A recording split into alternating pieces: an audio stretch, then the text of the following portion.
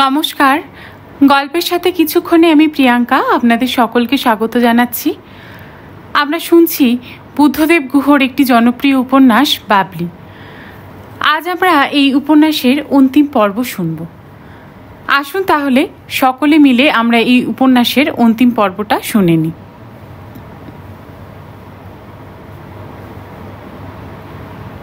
বাবলির ভাবতেই ভালো লাগছিল কত মাস পরে দেখতে পাবে অভিকে। প্রেশারাইজড প্লেনের ভেতরে বসে শুনতে পাওয়া মৃদু গুনগুনানির মতো ওর মনও গুনগুন করছিল। আগে সবাই বলতো কৈরাঙ্গি, কৈরাঙ্গি এয়ারস্ট্রিপ। কংক্রিটে ছিল না, তখন এক ফালি সবুজ মাঠ ছিল শুধু। কিন্তু এখন সেখানে প্লেন নামে ইম্ফলে, সেখানে এয়ারপোর্ট, নাম তুলিহাল। নাগা পাহাড়ের মাথার ওপর দিয়ে অনেকক্ষণ ফকার ফ্রেন্ডশিপ প্লেনটা উড়ে আসে শিলচর থেকে। তারপরই হঠাৎ স্বপ্নের সংগ্রিলার মতো দুটো উঁচু পাহাড়ের মাঝের ফাঁক ফুঁড়ে প্লেনটা চিলের মতো ছায়া ফেলে ইম্ফল উপত্যকার ওপর। সবুজ সবুজ, চারিদিক যতদূর দেখা যায় শুধু হলুদ আর সবুজ। পাকা ধানের হলুদ, কাঁচা ধানের সবুজ। ইম্ফল উপত্যকাকে অনেকে বলেন গ্রিনারি অফ গড। ওপর থেকে দেখা যাচ্ছিল এয়ারপোর্টের পাশের গাড়ি, জিপ, ট্রাক সব দাঁড়িয়েছিল। প্লেনটা নামছিল। পেটের তলার চাকা দুটো একটা ঝাঁকি দিয়ে আগেই নেমে পড়েছিল নিচে। ধীরে ধীরে নিচের বাড়ি, গাড়ি, জমি সব কাছে চলে এলো। ধস ধস করে প্রথমে সামনের চাকাটা, তারপর পেছনে চাকা দুটো মাটি ছিল। তারপর ট্যাক্সিং করে এসে প্লেনটা স্থির হয়ে দাঁড়ালো টারম্যাকের ওপর। সিঁড়ি দিয়ে নামবার সময় বেড়ার কাছে ভিড় করে দাঁড়িয়ে থাকা বন্ধুবান্ধব, আত্মীয় স্বজনদের নিতে আসা ও বিদায় দিতে আসা লোকজনের দিকে তাকালো বাবলি। ও ভেবেছিল সকলের মাথা ছাড়িয়ে ও অভির মাথা দেখতে পাবে। হ্যান্ডসাম, ভালো, স্মার্ট, সত্যি স্মার্ট অভিকে, বাবলির একান্ত অভিকে। কিন্তু কাঁধে ব্যাগ ঝুলিয়ে ও যখন প্যাসেঞ্জার লাউঞ্জে এসে ঢুকলো, তখনও অভির দেখা পেল না। শুধু অবাকই হলো না, রীতিমতো ক্ষুব্ধ হলো বাবলি। আসার তারিখ জানিয়ে শেষ চিঠি লিখেছিল ও। তার উত্তরে মস্ত বড় চিঠি পেয়েও ছিল অভির কাছ থেকে। টেলিগ্রাম পাঠিয়েছিল 3 দিন আগে অভিকে এয়ারপোর্টে আসতে বলে। তা সত্ত্বেও এয়ারপোর্টে ওকে নিতে না আসার কোনো ব্যাখ্যা খুঁজে পেল না ও। অভির অসুখ বিসুখ করেনি তো? এ কথা ভেবেই ওর মনটা দ্রবীভূত হয়ে গেল। ভাবল, আহা বেচারা, বিদেশ বিহুই জায়গা, একেবারে একা থাকে, হয়তো জ্বরের ঘোরে বেহুশি হয়ে আছে। অভির অসুখের কথা মনে হওয়ায় দুঃখের সঙ্গে একরকম ভালো লাগাতেও ওর মন ছেয়ে এলো।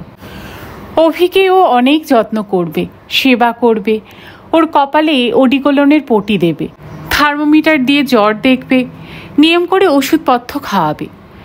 দরকার হলে সারা রাত জেগে বসে থাকবে ওর মাথার কাছে। এমনকি বাবলি কল্পনায় অভির ঘরও যেন দেখতে পেল, যে ঘর ও কখনো দেখেনি। অভির ঘর, ঘরের আসবাবপত্র, অভির শয্যাশায়ী চেহারা সব যেন ওর চোখের সামনে ফুটে উঠল। মনে মনে অভিকে ক্ষমা করে দিল বাবলি। কিন্তু পরক্ষণেই চিন্তা হলো, যাবে কি করে অভির বাড়িতে? বাড়ি তো চেনে না। তারপর নিজেই মুশকিল আসান করলো এই ভেবে যে মেসোমশাইয়ের অফিসের দারোয়ান বা কেয়ারটেকারের কাছ থেকে ঠিকানাটা জোগাড় করে নেবে। প্যাসেঞ্জার লাউঞ্জে বেশ অনেকক্ষণ বসে থাকার পর মালপত্র এলো প্লেন থেকে। ওর সুটকেসটাও এসে পৌঁছলো, কিন্তু তখনও অভি এলো না। অভির আসার আর কোনোই সম্ভাবনা নেই, এ কথা বোঝালো ও নিজেকেই। এয়ারপোর্টে ট্যাক্সি দেখতে পেল না। ইন্ডিয়ান এয়ারলাইন্সের বাসে যাবে বলেই ঠিক করলো। ট্যাগ মিলিয়ে সুটকেসটা বের করে যখন বাসে তোলার বন্দোবস্ত করছে, এমন সময় দূর থেকে একটা ঘন বাদামি রঙা গাড়িকে আসতে দেখল এয়ারপোর্টের দিকে প্রচণ্ড বেগে। গতবার এখানে এসে যাদের সঙ্গে পরিচিত হয়েছিল বাবলি, তাদের মধ্যে কারোরই এই রঙের গাড়ি নেই। অতএব গাড়িটার দিকে না চেয়েই চিন্তান্বিত মুখে বাবলি বাসে উঠে পড়ল। গাড়িটা ততক্ষণে এসে গেছে। গাড়িটা থামতেই বাঁদিকের দরজা খুলে ঝুমা দৌড়ে নামলো। নেমেই দৌড়ে এসে এদিকে ওদিকে কাকে যেন খুঁজতে লাগলো। ঝুমা এপাশে ওপাশে তাকিয়ে তারপর এয়ার হোস্টেসের মধ্যে একজনকে দেখতে পেয়ে হাত নাড়ল, বলল, হাই। ঝুমা এয়ার হোস্টেসের সঙ্গে দাঁড়িয়ে কথা বলতে লাগলো। বাসের জানালায় বসে বাবলির মনে হলো ঝুমা তার বন্ধু এয়ার হোস্টেসকে বাবলির মতো কেউ এসেছে কিনা সে কথা জিজ্ঞাসা করছে। ইতিমধ্যে অভিও নেমে এসেছে গাড়ি থেকে। একটা নেভি ব্লু করিডোরের ফ্লেয়ার পরেছে অভি, তার উপরে সাদা কলারওয়ালা গেঞ্জি, গায়ে নেভি ব্লু ব্লেজার। ব্লেজারের পেতলের বোতামগুলো, অভির সানগ্লাসের কাচ ও অভির হাসতে থাকা দাঁত রোদে ঝিকমিক করছে। বাবলি এই ঝকঝকে পুজো পুজো রোদ ভরা সকালেও গায়ে জল পড়া বেড়ালেনির মতো মিইয়ে গেল। প্রথমেই ওর মনে হলো যে রিটার্ন ফ্লাইটে একটা সিট পেলে ও এক্ষুনি দমদম হয়ে দিল্লি ফিরে যায়, কিন্তু কি করবে ও বুঝতে পারল না। যেদিকে ঝুমা ও অভি ছিল তার বিপরীত দিকে ও চেয়ে রইল যাতে ওদের চোখে না পড়ে। ওকে ওরা দেখতে না পেয়ে ফিরে গেল। একটা দিনও কোনো হোটেলে কাটিয়ে ও কালই আবার দিল্লি ফিরে যাবে। আর যদি অভিরা ফিরে চলে যায় এক্ষুনি, তবে তো আজই যাবে, নিশ্চয়ই যাবে। অন্যদিকে চেয়ে শক্ত করে গ্রীবা ঘুরিয়ে বসেছিল বাবলি। এমন সময় একেবারে ওর কানের কাছে ঝুমার গলা পেল। ঝুমা বলল, এই বাবলি। ঝুমার গলা সুরে অস্বাভাবিক কিছু ছিল না, সহজ বন্ধুত্বের উদার সুরই ছিল তাতে। ঝুমা বাবলির কাঁধে হাত রেখে ওর কানের কাছে মুখ নামিয়ে এনে বলল, চল শিগগির, তোর জন্য দাঁড়িয়ে আছে। বাবলি ধরা পড়ে গেছিল। তখন না নেমে আর উপায় ছিল না, নইলে লোকজনের সামনে যাত্রা করতে হতো। বাস থেকে নামতেই অভি হাত জোর করে নমস্কার করে বলল, স্বাগতম, আমি হোটেল দ্য অভির ম্যানেজার, আপনাকে নিতে এসেছি। I wish you a very happy holiday. Babli ঠোঁট দুটো একটু ফাঁক করল। একটু দুঃখ ও আনন্দ মেশা হাসিতে বাবলির ঠোঁট ভরে গেল। অনেক দিন পর অভিকে দেখে ভারী ভালো লাগলো বাবলির। অভি বাবলির সুটকেসটা তুলতে তুলতে বলল, বাবা এত ভারী কেন? সোনা টোনা আনলে নাকি স্মাগল করে? বাবলি অনেক কষ্টে স্বাভাবিক হলো, স্বাভাবিক করলো নিজেকে। ঝুমার সামনে নিজেকে ও ছোট করতে রাজি ছিল না। বলল, সোনা নয়, তবে অনেক পাটালি গুড় আছে, কাকিমা দিয়ে দিয়েছেন আপনার জন্য। কলকাতা থেকে দিল্লিতে আনিয়ে দিল্লি থেকে ইম্ফলে পাঠিয়েছেন আপনার জন্য শুধু। ঝুমা অভিকে বলল, তুমি বুঝি খুব পাটালি গুড়ের ভক্ত অভিদা? তুমি কথাটা বাবলির কানে ধক করে লাগলো। বাবলি বুঝলো এই পুজোটা মিছিমিছি নষ্ট করলো। দিব্যি দিল্লির কালীবাড়ির পুজোতে মজা করা যেত। দিল্লির বাঙালিদের কাছে পুজো একটা খুব বড় ব্যাপার, কলকাতার বাঙালিদের চেয়েও হয়তো বড়। পুজো একটা সম্মিলনী, সত্যিকারের রিইউনিয়ন। কত লোকের সঙ্গে মেলামেশা হতো, কত বান্ধবী আর বন্ধু ওর। তা না সব ছেড়ে এই পচা ইম্ফলে মরতে এলো বাবলি। রাক্ষসীটা এতদিনে অভির মাথাটা চিবিয়ে খেয়েছে। কি করে এরই মধ্যে ঝুমার সঙ্গে অভির এতখানি অন্তরঙ্গতা হলো বাবলি বুঝতে পারল না। কিন্তু অভি ঘুণাক্ষরেও এই অন্তরঙ্গতার কথা বাবলিকে জানায়নি। এতেই পরিষ্কার বোঝা যাচ্ছে যে এই অন্তরঙ্গতা অভিও গোপন রাখতে চেয়েছিল। বাবলির কানে কানে ঝুমা বলল, কংগ্রাচুলেশন। তারপর বলল, তুই যে এত বড় চালাক আর মিথ্যাবাদী তা আমি জানতাম না। যাই হোক, দমদমে সেদিন যা বলেছিলাম তা ভুলে যাস। আমি এয়ার হোস্টেস, দিনের মধ্যে অনেকবার মুখের মেকআপ ধুতে হয় আমাদের। আমার সেই ভুল করে ভুল লোককে ভালোবাসার ভুল ধুয়ে ফেলতে সময় লাগেনি। আমি তোর কম্পিটিটর নই, তুই আমাকে ভুল বুঝিস না। তারপর হঠাৎ খুব গম্ভীর হয়ে গিয়ে বলল, তোকে আমার এইটুকুই বলার ছিল।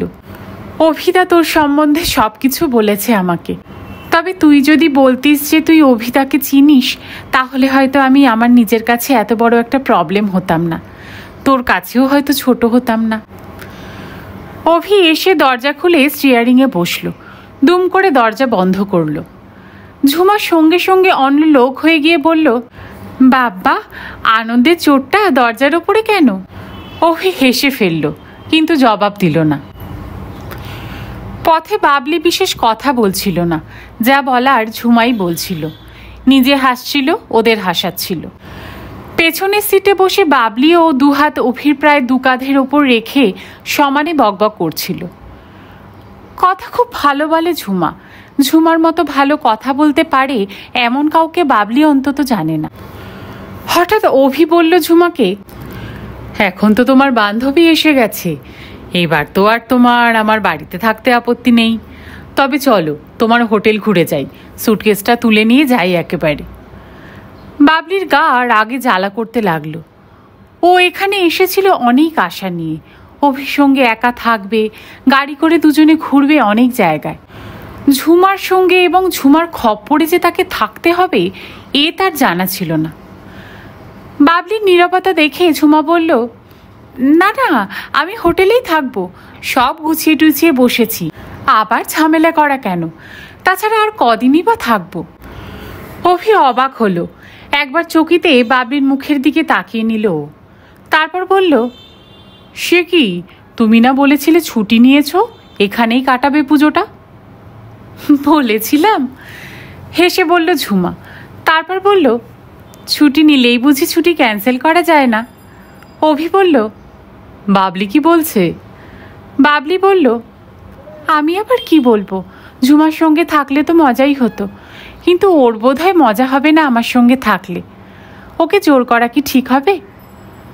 ঝুমা আবারও হাসল, হেসেই বলল, যা বলেছিস বাবলি, ঠিক হবে না। বাবলি মনে মনে খুব রেগে গেল। ঝুমা চিরদিনই এমন, ও এত সব প্রতিভ যে সবসময়ই বাবলি ওর কাছে এলেই হীনমন্য বোধ করেছে। কোনো দিক দিয়েই বাবলি ঝুমার যোগ্য নয় সে কথা বাবলি জানে বলেই ঝুমাকেও কখনোই তেমন সহ্য করতে পারেনি। আজ যখন ঝুমা তার জীবনের একটা অন্যতম প্রধান প্রাপ্তির পথের দাবিদার হয়ে দাঁড়িয়েছে, তখন ঝুমাকে সহ্য করা ওর পক্ষে সত্যিই মুশকিল। ঝুমার হোটেলের সামনে গাড়ি থামিয়ে অনেক পীড়াপিড়ি করল অভি ওদের সঙ্গে যেতে, কিন্তু ঝুমা তেমনই হেসে হেসেই নেমে গেল। বাবলি চুপ করেছিল। ঝুমা চলে যাওয়ার সময়, চলি রে বাবলি বলে চলে গেল দৌড়ে। মাঝপথে হোটেলের বারান্দায় ফিরে দাঁড়িয়ে হাত তুলে বলল, have a nice time. Babli একটা সংক্ষিপ্ত থ্যাংক ইউ বলল উত্তরে। অভি চেঁচিয়ে বলল, দুপুরে খাওয়ার পর আসছি কিন্তু, 2টোর সময়, লকটাক লেকে যাব, রেডি হয়ে থাকবে।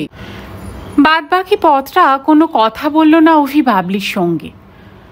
ওর বাড়ির কাছাকাছি এসে অভি বলল, আমার মনে হয় ঝুমাকে নিয়ে আমাদের মধ্যে খুব বড় একটা ভুল বোঝাবুঝি হয়ে যাচ্ছে।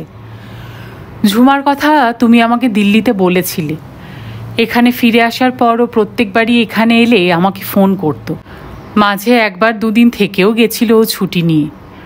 ও আমার বন্ধুর বোন, তাই ওকে আমি তুমি বলি। ও প্রথম দিন থেকেই আমাকে অভিদা তুমি বলে ডাকে। খুব প্রাণ আছে ওর মধ্যে, আমি ওকে পছন্দ করি, কিন্তু সেই পছন্দ করার সঙ্গে তোমাকে পছন্দ করার তফাৎ আছে অনেক।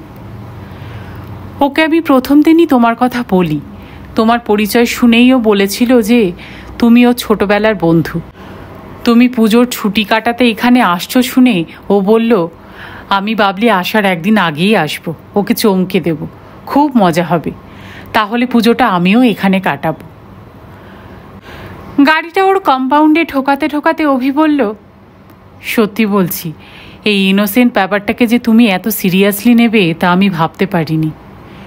ও যখন এসে পড়েছে, বলতে গেলে আমারই নিমন্ত্রণে, তখন ওকে হোটেলে থাকতে দেওয়া বা এখান থেকে চলে যেতে বলা কি আমাদের ঠিক হবে? এখানের হোটেলে একা মেয়েদের থাকার পক্ষে নিরাপদও নয়।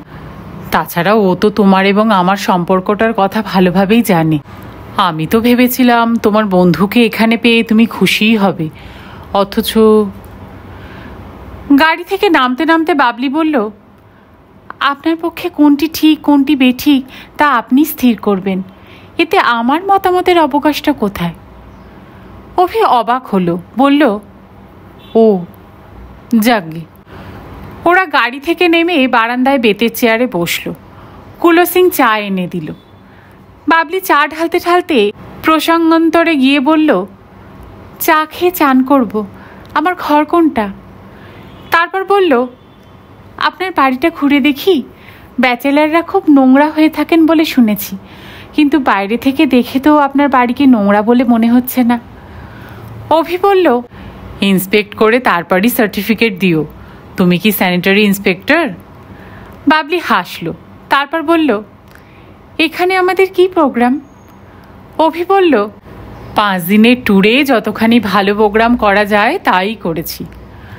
আজ দুপুরে খাওয়ার পর লকটক লেকে যাব, লকটকের বাংলোয় রাত কাটাবো। কাল সকালে ব্রেকফাস্ট সেরে ফিরে আসবো ইম্ফলে। দুপুরে রেস্ট করে বিকেলে তোমাকে কবরখানা দেখাতে নিয়ে যাব। এখানের কবরখানার এপিটাফগুলোতে যেসব লেখা আছে তা পড়লে চোখে জল পড়বে। বাবলি বলল, চোখ দিয়ে জল পড়ার যথেষ্ট কারণ জীবনে এমনিতেই অনেক আছে। আমি কবরখানা দেখতে রাজি নই। আপনি এত কবরখানার ভক্ত কেন বলতে পারেন? কোহিমাতে গিয়েও তো প্রথমেই কবরখানায় নিয়ে গিয়েছিলেন। তাহলে যাব না, অভি বলল। তারপর? বাবলি শুধল, তারপর কবরখানা দেখতে না চাইলে এমনি এদিক ওদিকে ড্রাইভে যাব। রাতে পৌঁছলাম আর থৈবি থাম্বার নাচের প্রোগ্রাম। আশা করি ভালো লাগবে তোমার। তারপর দিন খুব ভোরে বেরিয়ে পড়ব বর্মার সীমান্তের দিকে। কত দূর ইম্ফল থেকে? বাবলি শুধল, অনেক দূর, সারাদিন না হলেও প্রায় একবেলা ড্রাইভ। প্যালেলে ভারতীয় সেনাবাহিনীর চেকপোস্ট পার হয়ে যেতে হবে মোড়েতে। মোড়ে ভারতের শেষ গ্রাম। পথে পড়বে টেংনোপাল, খুব উঁচু পাহাড়, প্রায় কার্শিয়াংয়ের মতো উঁচু। সব সময় কুয়াশায় ঘেরা থাকে। সারা রাস্তাটাই পাহাড়ের আর জঙ্গলের মধ্যে দিয়ে। আমরা রাতে কোথায় থাকবো? বাবলি শুধলেও খুশি খুশি গলায়। অভি বলল, মোড়ের বাংলোতে। সুন্দর বাংলো আছে দুটো। ছোট বাংলোটাই বেশি সুন্দর, কিন্তু বড় বাংলোটা না হলে আমার তোমার ঝুমার থাকার অসুবিধা হবে। বাবলির হুড়ো দুটো কুঁচকে উঠল, কথা বলল না কোনো। অভি নিজেই বলে চলল, মোড়েতে তো থাকবো রাতে, কিন্তু তার আগে তোমাকে বার্মাতেও ঘুরিয়ে আনবো। মোড়ের ওপাশে বার্মিজ গ্রাম তামু, নোম্যান্স ল্যান্ড পেরিয়ে। সেখানে প্যাগোডা আছে, দেখাবো। হাটে খাসুয়ে খাওয়াবো। বার্মিজ নুডল খেতে দারুণ। বার্মিজ ছাতা, তানখা, লুঙ্গি এসব কিনতে পারো ইচ্ছে করলে। তারপর একটু চুপ করে থেকে বলল, চলোই না, দেখবে কি ভালো লাগে। সারাদিন টোটো করে তারপর রাতে এসে বাংলোয় থাকবো।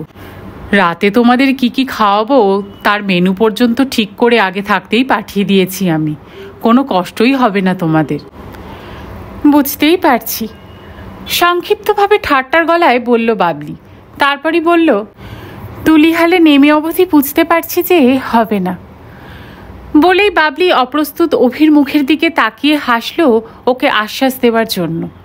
তারপর বলল, এবার উঠুন মশাই, আমার ঘর দেখান, চান করব। বাবলি চান করার কথা বলতেই অভির সারা গা শিরশির করে উঠল। বাবলিকে চিঠি লিখতে লিখতে, বাবলির লেখা চিঠি পড়তে পড়তে অভির ইচ্ছে করেছে অনেক রকম। ভবিষ্যতের কথা অনেকভাবে ভেবেছে অভি, তেমন করে এর আগে যাও কখনো ভাবেনি। এমন করে যে ভাবা যায় সে কথা পর্যন্ত আগে কখনো জানতো না অভি। ও অনেকবার ভেবেছে যে বাবলিকে ও একদিন নিজে হাতে কোনো সুগন্ধি সাবানে অনেক ফেনা তুলে চান করাবে। তাই এই চান করার কথা উঠতেই সে কথা মনে পড়ে গিয়েছিল অভির। ঘর দেখে, ওর ঘর সাজানো দেখে বিলক্ষণ খুশি হলো বাবলি। সুন্দর একটা রুচির ছাপ আছে ঘরময়। পাপোস থেকে বেড কভারে, দেওয়ালে ছবি থেকে টেবিলের ম্যাটসে। বাবলির ঘর প্রদক্ষিণ শেষ হলে অভি দরজাটা ভেজিয়ে দিয়ে দরজার দিকে পেছন করে দাঁড়ালো। দাঁড়িয়ে দুহাত মেলে ধরল বাবলির দিকে, বলল, দৌড়ে এসো, আমার বুকে দৌড়ে এসো। আমি অনেক দিন স্বপ্ন দেখেছি যে তুমি দৌড়ে আমার বুকে আসছো। বাবলি হাসল, দুষ্টু হাসি। এতক্ষণে বোধহয় ওর মনের আকাশ থেকে ঝুমার ভাবনার মেঘ কেটেছে। বাবলি বলল, কি করে দৌড়ে আসতে হয় আমি জানি না, আমি অনেক কিছুই জানি না। অভি রোম্যান্টিক গলায় বলল, আমিও কি জানি না কি, কাব্য করে বললে বলতে পারি, বোধহয় শ্রাবণের বৃষ্টির মতো। এসো, দৌড়ে এসো, ঝমঝম করে এসে আমাকে ঝুপঝুপিয়ে তোমার ভালোবাসায় ভিজিয়ে নাও। বাবলি তবুও দৌড়ে এলো না। ধীরে নিশ্চিন্তে আত্মবিশ্বাসে ভরা পদক্ষেপে ভেসে এলো অভির দিকে। তারপর মুখ রাখলো অভির বুকে। অভি ওর সিথিতে, ওর চোখে, ওর চিবুকে, ওর বুকে অনেক অশান্ত অবাধ্য চুমু খেলো অনেকক্ষণ ধরে। বাবলি ফিসফিস করে বলল, তুমি আমাকে সত্যি ভালোবাসো? অভি থমকে দাঁড়ালো, অবাক হয়ে বলল, মিথ্যা? তারপর বলল, হঠাৎ এই সন্দেহ এতদিন পরে, এত কিছুর পরে? বাবলি আবারও বলল, আমাকেই বাসো, একা আমাকে? অভি বাবলিকে দুহাতে ওর বুকের মধ্যে পিষে ফেলে বলল, হিংসুটি, মেয়ে মাত্রই হিংসুটি। তারপর বলল, বাসি বাসি বাসি, তোমাকে, একা তোমাকেই ভালোবাসি, আর কাউকে না তো, একটুও না। বাবলি ফুরু তুলে বলল। অভি ওর ঠোঁট বন্ধ করে দিল চুমোর শিলমোহরে। খেতে বসে অভি একবার ঝুমার প্রসঙ্গ তুলেছিল, বলেছিল, এ কাজটা কিন্তু ভালো হলো না। বেচারি ঝুমাকে কিন্তু আমি বলে রেখেছিলাম যে তুমি এলেই ওকে বাড়িতে আনবো হোটেল থেকে। তুমি ওর বন্ধু জানতাম, কিন্তু তোমাদের মধ্যে যে সদ্ভাব নেই এ কথা জানতাম না। বাবলি ছুরি দিয়ে ফল কাটতে কাটতে বলল, ও আমার বন্ধু, এবং কী রকম বন্ধু সে কথা পরে বলবো, কখনো যদি শুনতে চাও। তার আগে তুমি বলো, ঝুমা তোমার কী রকম বন্ধু? মানে? অবাক হয়ে অভি শুধল। মানে বুঝতে পারলে না? বাবলি বলল। না, প্রাঞ্জল করে বলো। অভি গম্ভীর গলায় বলল, মানে তোমার ও ঝুমার বন্ধুত্বের গভীরতা কতখানি, তুমি ঝুমা সম্বন্ধে কতটুকু জানো? বেশি জানি না, জানতেও চাইনি। তোমার বন্ধু এ জানাটাই তো আমার কাছে অনেকখানি ছিল। তোমার শত্রু যে এ কথা জানলে আরও বেশি করে জানার চেষ্টা করতাম। বাবলি বলল, তুমি আমাকে ঝুমার সম্বন্ধে লেখনি তো আগে, একবারও তো জানাওনি যে তুমি ওকে এভাবে নেমন্তন্ন করে এনেছো এখানে। তা জানলে আমি এখানে আসতাম না। এবার অভির স্বর আর তরল রইল না। অভি বলল, দেখো বাবলি, তুমি বোধহয় বাড়াবাড়ি করছো। বাবলি বলল, না, আমি বাড়াবাড়ি করছি না। তাহলে তুমি কি চাও, যে ঝুমাকে আমি চলে যেতে বলি ইম্ফল থেকে? তুমি বলবে কেন? ওর আত্মসম্মান থাকলে ও নিজেই চলে যাবে। কিন্তু আমি জানি যে ওর আত্মসম্মান নেই, ওকে না তাড়ালে ও যাবে না। অভি অসহায়ের ভঙ্গিতে চেয়ারে গা এলিয়ে দিয়ে বলল, তাহলে এই কথা ওকে এক্ষুনি বলা দরকার। তুমি রেস্ট করো, আমি ওর হোটেলে যাচ্ছি। না, তুমি যাবে না, বাবলি বলল। অভি একটু বিরক্ত হলো বলে মনে হলো। বলল, দেখো Babli, try to understand me. তোমার সঙ্গে ঝুমার কী কারণে ঝগড়া তা আমি জানি না, কিসের তোমাদের শত্রুতা তাও জানি না, কিন্তু তার জন্য আমি কেন নিজেকে ওর কাছে ছোট করতে যাব?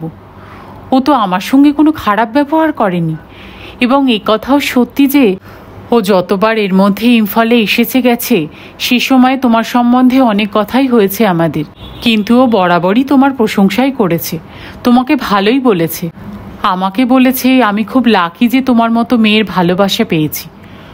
অথচ তুমি আসতে না আসতেই ওর সঙ্গে যে এমন ব্যবহার করছো, ওর সম্বন্ধে যা যা বলছো তা কিন্তু একেবারে অন্যরকম।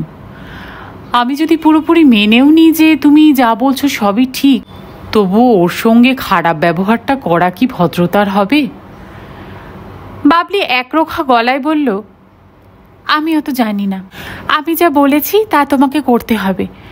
তোমার এখন ওখানে যাওয়া চলবে না, গেলে দুজনেই একসঙ্গে যাব। যখন যাবে বলেছ তখন ওকে তুলতে, তার আগে নয়। অভি চেয়ার ছেড়ে উঠে একটা সিগারেট ধরিয়ে বলল, কি জানি, আমি তোমাকে বুঝতে পারছি না। পারবে, আজ না পারলেও একদিন পারবে, বাবলি বলল। তারপর অনেকক্ষণ চুপ করে থেকে ফল কেটে রেখে অথচ না খেয়ে বাবলি চেয়ার ছেড়ে উঠে বারান্দায় গিয়ে বসল। অভির বাংলোর সামনেই বড় রাস্তা, ব্রিটিশ আমলে লাগানো বড় বড় মহিরুহু পথের দুপাশে। কেসিয়া ভ্যারাইটির রেইনট্রি পথটাকে ছায়াচ্ছন্ন করে রেখেছে সব সময়। মাঝে মাঝে গাড়ি যাচ্ছে দু একটা, জিপ ও ট্রাক যাচ্ছে সেনাবাহিনীর। কতগুলো দাঁড় কাক কাঠের গেটের ওপর বসে কর্কশ গলায় ডাকছে কাকা করে। অভি বারান্দায় এসে চেয়ার টেনে বসল। ওর মুখ দেখে মনে হলো যে অভি খুব অসন্তুষ্ট ও ক্ষুব্ধ হয়েছে। বাবলির সঙ্গে ওর সম্পর্কটা এতদিনের পুরনো নয় যে অকপটে ঝগড়া করতে পারে, আবার এমন নতুনও নয় যে ফর্মালিটি করে নিজের মনের ভাব বুকের গভীরে নিঃশ্বাস চাপা দিয়ে রাখে। কি যে করা উচিত বুঝতে পারছিল না অভি। হঠাৎ বাবলি চাপা গলায় ব্যাকা চোখে চেয়ে বলল, ঝুমাকে তোমার সুন্দরী মনে হয় না? অভি অবাক হলো। অবাক হয়ে অনেকক্ষণ বাবলির চোখে তাকালো, তারপরে বলল, নিশ্চয়ই। ঝুমার ব্যবহার ভালো লাগে না? খুব। অভি আবার বলল অন্যদিকে তাকিয়ে, সব মিলিয়ে ওকে তোমার ভালো লাগেনি? হ্যাঁ, তাও লেগেছে, ভালো লেগেছে বই কি। তাহলে আর সত্যি কথাটা আমার কাছে লুকোনো কেন? তুমি ঝুমাকে নিয়ে এসো এখানে, আমি ঝুমার হোটেলে যাচ্ছি। কাল সকালের ফ্লাইটে আমি চলে যাব। অভি উত্তেজিত হয়ে উঠল বলে মনে হলো ও চোখ দেখে। তারপর নিজেকে সামলে নিয়ে বলল, দেখো, ভালো লাগলেই যে সব ভালো লাগা একই রকম হবে তার কোনো মানে নেই। আমার সঙ্গে ঝুমার যে সম্পর্ক, সেই সম্পর্কের সঙ্গে তোমার আর আমার সম্পর্কের কোনো মিলই নেই। এই দুই সম্পর্ক একেবারেই আলাদা আলাদা। কাউকে ভালো লাগলেই যে ভালোবাসতে হবে, বিয়ে করতে হবে, তার তো কোনো মানে নেই। তাছাড়া ঝুমার সঙ্গে আমার আলাপ হয়েছে তোমার সঙ্গে আলাপ হওয়ার অনেক পরে। তোমার বান্ধবী বলেই সে আলাপ হয়তো ঘনিষ্ঠ হয়েছে। তুমি যে পুরো ব্যাপারটার এমন কদর্থ করবে তা আমি ভাবতেও পারিনি। বাবলি রেগে উঠে প্রায় কেঁদে ফেলল। বলল, তুমি কি জানো ঝুমা তার ব্যাগে তোমার সুইমিং ট্রাঙ্ক পরা ছবি নিয়ে ঘুরে বেড়ায় কতদিন হলো? তুমি কি জানো যে ও কত ছেলের মাথা চিবিয়ে খেয়েছে, কত ছেলে আত্মহত্যা করেছে ওর জন্য? ওর মুখশ্রী, ওর অভিনয় দিয়ে ও কত ঘর ভেঙেছে। তারপর একটু চুপ করে থেকে হতাশ গলায় বলল, তুমি ওর সম্বন্ধে কিছুই জানো না। তুমি জানো না ও কত নীচ, ইতর, কত কুচক্রী। ও আমার কত বড় সর্বনাশ করার জন্য এখানে এসেছে। অভি চেয়ারে সোজা হয়ে বসল, বলল, দারুণ ইন্টারেস্টিং সব ব্যাপার। ঝুমা যে এত গুণী মেয়ে আমি জানতাম না তো। নিজেকে, নিজের গুণাবলীকে লুকিয়ে রাখার আশ্চর্য ক্ষমতা যে ও রাখে তা আমাকে স্বীকার করতেই হবে। Really very very interesting. আমি ভাবতাম আমার জীবনে তুমিই সবচেয়ে ইন্টারেস্টিং মেয়ে, কিন্তু ঝুমা যে তোমার চেয়েও আরও বেশি ইন্টারেস্টিং তা আমার জানা ছিল না। It's strange, really strange. তার মানে? বাবলি বলল। অভি বলল, মানে নেই, সব কথার মানে হয় না। দুপুরে খাওয়া দাওয়ার পর একটু জিরিয়ে নিয়ে যখন অভি আর বাবলি ঝুমার হোটেলে এলো, তখন ম্যানেজার বলল যে ঝুমা খুব জরুরি কাজে নাকি বেরিয়ে গেছে, একটা চিঠি দিয়ে গেছে ওর কাছে। ম্যানেজার অভির হাতে চিঠিটা দিলেন, কিন্তু বাবলি চিঠিটা ছো মেরে অভির হাত থেকে কেড়ে নিয়ে খুলল। অভি অবাক হওয়া মুখে তাকালো আর চোখে বাবলির দিকে। বাবলি চিঠিটা নিজে একবার মনে মনে পড়ল, তারপর জোরে জোরে অভিকে পড়ে শোনালো। মণিপুর হোটেল। অভিদা, একটা বিশেষ ব্যক্তিগত কাজে একটু বেরোতে হচ্ছে আমায়। তোমাদের সঙ্গে লকটাকে যাওয়া হবে না। তোমরা লকটাক থেকে ফিরে এলে আশা করি কাল সকালে তোমাদের সঙ্গে দেখা হবে। কিছু মনে করো না। Have a nice time. ইতি, ঝুমা। পুনশ্চ বাবলি, তোকে আলাদা করে কিছু লিখলাম না, আশা করি বুঝবি। অভি ভালো করে চিঠিটার মানে হৃদয়ঙ্গম করার আগেই বাবলি বলল, ছিঁড়ে ফেলবো? অভি চমকে উঠল। অন্যমনস্ক ছিল, বলল, যা খুশি। বাবলি বিনা বাক্য ব্যয়ে চিঠিটা কুচি কুচি করে ছিঁড়ে ফেলে বলল, চলো এবার তোমার লকটাক না কোথায়? ঝুমা যখন যাবেই না তখন আর কি করা যাবে। অভি স্বগতোক্তির মতো বলল, চলো। বলেই হোটেলের অন্য পাশের গেট দিয়ে গাড়ি বের করল। অনেকক্ষণ অভি কোনো কথা বলেনি। বাবলি বলল, এমন রামগরুরের ছানা হয়ে থাকবেই বলে কি আমাকে নেমন্তন্ন করে ডেকে এনেছিলেন? অভি হাসল, তারপর বলল, তোমার এই সম্বোধনের কায়দাটা বেশ। কথার ভাব অনুযায়ী কখনো তুমি, কখনো আপনি। এই গুরুচণ্ডালী ব্যাপারটা আমার পছন্দ নয়। বাবলিও হাসল, বলল, বেশ, এবার থেকে চণ্ডালের ভাষাই ব্যবহৃত হবে। গাড়ি চলছিল হু হু করে। উপত্যকাটার চারিদিকে মাথা উঁচু পাহাড়, মিজো পাহাড়, নাগা পাহাড়। শরতের রোদ লুটিয়ে আছে পাকা ধানের ক্ষেতে। বাতাসে ফসলের গন্ধ, রোদে অভ্রকুচির ঔজ্জ্বল্য, মিষ্টি মিষ্টি ঠান্ডা। অভির পাশে গায়ের পাতলা চাদরটা টেনে টুনে জড়িয়ে বসে বা হাতটা জানালায় রেখে বাবলি অনেক কিছু ভাবতে ভাবতে চলেছে। যে স্বপ্ন কৈশোরে পা দেওয়ার পর থেকে সব মেয়েরাই দেখে, বাবলির জীবনে সেই স্বপ্ন সত্যি হওয়ার ঝিম ধরা আনন্দে বুঁদ হয়ে বসে আছে। কত মাইল পথ ওরা এসেছে জানে না বাবলি। সারা পথ মাঝে মাঝেই বাবলি আদুরে কাকতাড়ুয়ার মতো কিছু একটা বলে উঠেছে। অভি হু হ্যাঁ করে জবাব দিয়েছে। স্টিয়ারিংয়ে বসা অবস্থায় রাস্তার দিকে নজর রেখেছে বরাবর। হঠাৎ বাবলি বলল, আমি একটু গাড়ি চালাবো? কি সুন্দর রাস্তা। অভি নিরুত্তাপ গলায় বলল, বেশ তো। বলেই পথের বাঁদিকে গাড়ি দাঁড় করিয়ে দরজা খুলে বাবলির জায়গায় এলো বাঁদিকে। বাবলি গিয়ে স্টিয়ারিংয়ে বসল। আসলে অভির মনের মধ্যে তখন অনেক কিছু ভাঙচুর হচ্ছিল। অভি ভাবছিল, প্রত্যেক মানুষের মনই বুঝি ল্যাবরেটরির ক্রুসিবেলের মতো। তাতে নানান মনোজ রাসায়নিক বিক্রিয়া ঘটে, কত কিছু মিশ্র অনুভূতি। তার মধ্যে কত কিছু সত্য প্রমাণিত হয়, কত মিথ্যা অপ্রমাণিত হয়। অভি ভাবছিল, মানুষের মনের মতো দুর্জয় জিনিস পৃথিবীতে বুঝি আর কিছুই নেই। আজ সকালে এয়ারপোর্টে যাওয়ার আগে পর্যন্ত ও জানত না, বিশ্বাস করত যে ভালোবাসার প্রকৃতি বুঝি একই রকম, তার চেহারা সরল রেখারই মতো। নিজের মনের এক গোপন কেন্দ্র থেকে অন্য মনের কেন্দ্রে সে রেখা বুঝি সোজাই চলে গেছে। এ পথে যে কত চড়াই উতরাই বাধা বিপত্তি ও কখনো জানত না। ঝুমাকে তার ভালো লাগতো, সেই ভালো লাগায় কোনো মাত্র খুঁত ছিল না। কিন্তু সে ভালো লাগা একটা ওয়াটার টাইট ভালো লাগাই ছিল। তার মধ্যে ভালোবাসার কোনো রকম আর্দ্রতায় চুঁইয়ে আসেনি। কিন্তু আজ সকাল থেকে বাবলির এই আশ্চর্য ব্যবহার, বিশেষ করে ঝুমার প্রতি এবং কিছুটা অভির প্রতিও, ঝুমা সম্বন্ধে অভিকে নতুন করে ভাবতে বাধ্য করেছে, বাবলি সম্বন্ধেও। ঝুমাকে ও একজন সুন্দরী, দারুণ স্মার্ট, চমৎকার কনভারসেশনিস্ট সঙ্গিনী হিসাবেই চেয়েছে, একজন ঘনিষ্ঠ বন্ধুর দারুণ বোন হিসাবে। ঝুমার দিক থেকেও দাদার বন্ধুসুলভ যে ব্যবহারও পেয়েছে, তাতে একবারের জন্য ওর মনে সন্দেহ হয়নি যে ঝুমার মনে তার জন্য বন্ধুত্ব ছাড়া অন্য কোনো অনুভূতি আছে অথবা থাকতে পারে। কিন্তু ঝুমার বাবলির হাতে এইরকম করে দুঃখ পাওয়া দেখে অভির বারবার ছোটবেলার কথা মনে পড়ে গেছে। ও যখন স্কুলে পড়ে তখন ও একটা সুন্দর ছটফটে সাদা পায়রাকে ধরেছিল ছাদের আলসে থেকে। তারপর রাতে নিজের শোবার ঘরের মেঝেতে ঝুড়ি চাপা দিয়ে রেখেছিল সোহাগ করে।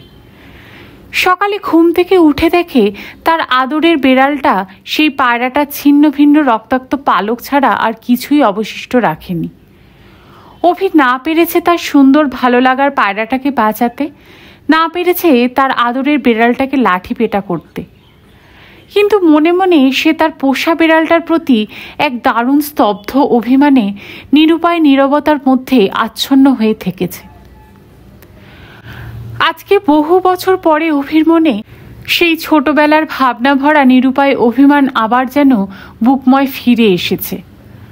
ও কি করবে, কি করা ওর উচিত, অভি কিছুতেই বুঝে উঠতে পারছে না। সামনে লকটাক লেকের জল দেখা যাচ্ছে। বেলা পড়ে এসেছে। শেষ সূর্যের আলো ঝিকমিক করছে জলে। লেকের ওপারে নাগা পাহাড়ে পুঞ্জীভূত অবয়ব এক অতিকায় রোমশ প্রাগৈতিহাসিক প্রাণীর মতো আকাশে মাথা ছোঁয়ানো উঁচু পিঠে রোদ পোয়াচ্ছে যেন। মিজো পাহাড়গুলোকে ও দল বাঁধা ডাইনোসরের পিঠ বলে মনে হচ্ছে। অভি ওদিকে চেয়ে অন্যমনস্ক হয়ে গেল আবার। ও ভাবছিল, প্রাগৈতিহাসিক যুগের মানুষ হলে জীবনটা অনেক ঝামেলা বিবর্জিত হতো। সারাদিন পশুচর্ম গায়ে জড়িয়ে পাথরের মুগুর হাতে ঘুরে ফিরে সন্ধেবেলায় গুহায় ফিরে একটু কাঁচা মাংস ঝলসে খেয়ে নারী শরীর নামক এক জৈবিক আচারের রসাস্বাদন করে কি সরল সোজা সুখে জীবনটা কাটাতে পারত। যতদিন গেছে মানুষ যত সভ্য হয়েছে, তার বুকের মধ্যের বায়বীয় সত্তার মন নামক ইনট্যাঞ্জিবল ব্যাপারটা দিনে দিনে ক্রমশই জটিল হয়ে উঠেছে। আজকের দিনের অভির মতো শিক্ষিত মার্জিত মানুষ তার পারিপার্শ্বিকের অনেক কিছু জেনে ফেলেও, যাতে পদক্ষেপ করেও নিজের থেকে দূরে আরও দূরেই সরে গেছে। বাইরের পৃথিবীকে আপন করেছে, কাছে টেনেছে, কিন্তু ধীরে ধীরে নিজের বুকের মধ্যের পৃথিবী থেকে বিচ্ছিন্ন হতে হতে খণ্ড খণ্ড বিচ্ছিন্ন যোগাযোগহীন দুস্তর ব্যবধানের বিন্দু বিন্দু দ্বীপের মতো হয়ে উঠেছে অনবধানে। এখন মানুষ লক্ষ যোজন দূরের কথা মুহূর্তে শুনতে পায় নিজের ইচ্ছে চাবি টিপে, পায় না শুধু নিজের বুকের শব্দ শুনতে, তাকে বুঝতে। হঠাৎ বাবলি বলল, ওই পিলারটা কিসের? স্বপ্নার্থিতর মতো অভি বলল, এটাই তো নেতাজি মেমোরিয়াল। আইএনএর ফৌজের সঙ্গে এখানে ব্রিটিশ সেনাতে যুদ্ধ হয়েছিল। সামনে যে ছোট্ট বাড়িটা দেখছো, ওটার মধ্যে নথিপত্র রাখা আছে, চলো দেখবে। বাবলি গাড়িটা থামিয়ে গাড়ি থেকে নামলো। বাঁদিকে একটা টিনের চালাঘর, ডান দিকে পাকা ইমারত। চালাঘরটার মরচে পড়া টিনের ছাদ মেশিন গান ও স্টেন গানের গুলিতে ঝাঁঝরা হয়ে রয়েছে। অভি বলল, দেখেছ গুলির দাগ এখনো স্পষ্ট। ওরা আইএনএ মেমোরিয়াল দেখে যখন বেরুলো তখন সন্ধে হব। কিছু দূর গাড়ি চালিয়ে ওরা লকটাক লেকের ওপরে ছবির মতো সুন্দর বাংলোয় এসে পৌঁছলো। উহ, কি দারুণ! বাবলি স্বগতোক্তি করল, বলল, গতবার মেসোমশাই কেন যে এখানে নিয়ে আসেননি জানি না। অভি বলল, কি জানি। বাবলি বলল, অনেকক্ষণ থেকে আপনার মুড অফ দেখছি, আমার সঙ্গে কথা বলতে ইচ্ছে না করলে বলবেন না। অভি হাসল, বলল, বাহ, তা কেন, কি যে বলো। বাবলিরও নিজেকে অভিশাপ দিতে ইচ্ছে করছিল। ও যে এই ইম্ফলে এসে কি মুশকিলেই পড়ল তা বলার নয়। অভি বলল, বাংলোটা সত্যিই সুন্দর। এখানে তোমাকে নিয়ে আসবো অনেক দিন থেকে তা ঠিক করে রেখেছিলাম। আজ সত্যিই আশা হলো। তোমার যে ভালো লেগেছে তাতেই আমি খুশি। বাবলি বলল, জলের মধ্যে ওই যে আলোগুলো জ্বলছে, ওগুলো কিসের আলো? অভি বাংলোর বারান্দায় ফিরে এসে লেকের দিকে তাকালো। তখন পাহাড় পেরিয়ে শেষবেলায় ম্লান লালিমা আধো অন্ধকারে বিস্তৃত শীষে রঙা গালচের মতো লকটাক হ্রদের ওপরে ছড়িয়ে পড়েছে। ও একটু চুপ করে থেকে বলল, এগুলো দারুণ ব্যাপার। হ্রদের মধ্যে কচুরিপানার মতো এক রকমের পানা হয়। সেই পানাগুলো ছোট ছোট ভাসমান দ্বীপের মতো ভেসে বেড়ায় হ্রদের বুকে। এই পানার দ্বীপে পাতার ঘর বাঁধে জেলেরা, মাছ ধরে আফ্রিকান ক্যাঙোর মতো ছোট ছোট নৌকায়। মাছ জমা করে দ্বীপের ওপর, তার ওপরই রাধে বাড়ে ভেসে বেড়ায়। ওইখানেই খায় দেয়, ক্লান্ত হলে ঘুমোয়। তারপর থেমে বলল, একটু চুপ করে থাকো, একটা অদ্ভুত শব্দ শুনতে পাবে। বাবলি চুপ করে রইল। সত্যি শুনতে পেল অদ্ভুত একটা গম্ভীর আওয়াজ ভেসে আসছে হ্রদের মধ্যে থেকে, বাংলোর চতুর্দিক থেকে। শব্দটা অনেকটা ডুং ডুং ডিং ডিং মতো, কিন্তু ধাতব শব্দ নয়, শব্দটা ভোঁতা। এবং একটা শব্দ নয়, অনেকগুলো শব্দ সব দিক থেকে ভেসে আসছে। ভোঁতা বলে এবং জলের গা বেয়ে আসছে বলে খুব ভারী মনে হচ্ছে শব্দগুলোকে। আসন্ন সন্ধ্যার অন্ধকারে সেই ডুং ডিং শব্দ বাবলির মনে কি এক অজানা অনামা অনিশ্চিত ভয়ের সঞ্চার করল। বাবলি অভির বাহুর কাছে ঘন হয়ে এসে দাঁড়িয়ে ফিসফিস করে শুধল, এ কিসের শব্দ? অভি হেসে উঠল। অনেকক্ষণ ধরে হাসল অভি। বাবলি ভাবল, অনেকক্ষণের গুমোট কাটল। এই বাংলোর দেওয়ালে দেওয়ালে অভির হাসিটা যেন অনেক লোকের হাসি হয়ে গম গম করে উঠল ঘরময়। অভি বলল, জেলেরা তাদের মাছ ধরা নৌকার ওপরে বৈঠা দিয়ে আওয়াজ করছে, যাতে মাছেরা দৌড়দৌড়ি করে। মাছেরা ভয় পেয়ে দৌড়াদৌড়ি করলে তারা সহজে জেলেদের পেতে রাখা জালে গিয়ে পড়বে। বাবলি তখনও আচ্ছন্ন হয়েছিল। অস্ফুটে বলল, কি অদ্ভুত শব্দ। অভি হ্রদের বুকে হাওয়া কাঁপা ভৌতিক আলোগুলোর দিকে চেয়ে বলল, আমি পৃথিবীর অনেক দেশ ঘুরেছি, কিন্তু এমন অদ্ভুত শব্দ কখনো শুনিনি। বাবলি বলল, আমি তোমার মতো দেশ ঘুরিনি, কিন্তু এমন শব্দ আমিও কখনো শুনিনি। শব্দটা ভীষণ ভয়ের, শির দ্বারা ঠান্ডা হয়ে যাচ্ছে। অভি বলল, আমার পাশে দাঁড়িয়েও সেটা আমার পক্ষে ইনসাল্টিং। বাবলি আদুরে গলায় বলল, ডাকবাংলোর বসার ঘরে অন্ধকার নেমে এসেছিল। বাবলি বলল, আলোটা জ্বেলে দাও না, আমার বড় ভয় করছে। অভি আলো জ্বালাতে গেল। কট করে শব্দ হলো সুইচের। বলল, লোডশেডিং। ও মা, তবে কি হবে? ভয়ার্ত গলায় বলল বাবলি। বাবলির কথা শেষ না হতে চৌকিদার একটা বড় কেরোসিনের সেজবাতি নিয়ে ঘরে ঢুকলো। দু হাতে ধরা বাতির আলোয় দেয়ালে তার ছায়া পড়েছিল। লোকটা ছায়াটা কদাকার, ভয়াবহ। লোকটাও। আলোটা টেবিলের ওপর নামিয়ে রাখার পর ঘরের অন্ধকার যেন অনেক বেড়ে গেল। আলোটা চৌকিদারের মুখে পড়ল। এরকম একটা মুখ এর আগে কখনো দেখেনি বাবলি। মুখটা বড় নিষ্ঠুর, কিন্তু নৈবেক্তিক। তবু মুখটা কীরকম যে তা বাবলি প্রথমে বুঝে উঠতে পারল না, মানে ব্যাখ্যা করতে পারল না। তারপরই বাবলির মনে হলো যেন বুঝতে পেরেছে। লোকটার মুখে এমন একটা ভাব আছে যে মনে হয় লোকটার সঙ্গে কোনো কমিউনিকেশনই সম্ভব নয়। লোকটা এই পানার দ্বীপের মতো একটা দ্বীপ, বিচ্ছিন্ন, তার চারিধারে যোগাযোগহীনতার জল। লোকটা কথা বলল অভিকে উদ্দেশ্য করে। কি ভাষায় বলল বাবলি বুঝল না। লোকটার মুখে কথা বলার সময় কোনো রকম অভিব্যক্তি ফুটে উঠল না। অভি জবাবে অজানা ভাষায় কী সব বলল। লোকটা নমস্কার করল না, হাসল না। বাবলির মনে হলো লোকটা ভীষণ দুর্বিনয়ী, ভুতুড়ে। হয়তো এই রকম ডুংডিং আওয়াজ শুনে শুনে হ্রদের জলের ওপর রাতের পর রাত একা একা ভৌতিক আলো জ্বলা দেখে দেখে লোকটাও বোধহয় এরকমই অস্বাভাবিক হয়ে গেছে। অভি বলল, তোমার একটু অসুবিধা হবে একে নিয়ে। এই মিজো ছাড়া অন্য কোনো ভাষাও জানে না। তোমার যা কিছু দরকার আমায় বলো। হতাশ গলায় বাবলি বলল, বেশ। অভি বলল, চান করবে তো? বাবলি বলল, করতে পারি, যদি জল গরম থাকে। জল গরম করে দেবে? লোক তো আছে। তা আছে, বাবলি বলল, কিন্তু তাকে তো আমার ভাষা বোঝাতে পারবো না। আমাকে পারবে তো? অভি সপ্রতিভভাবে উত্তর দিল। বাবলি উত্তর দিল না, অভির দিকে চেয়ে রইল। অভি ঘরের বাইরে গেল বোধহয় লোকটাকে ডাকতে।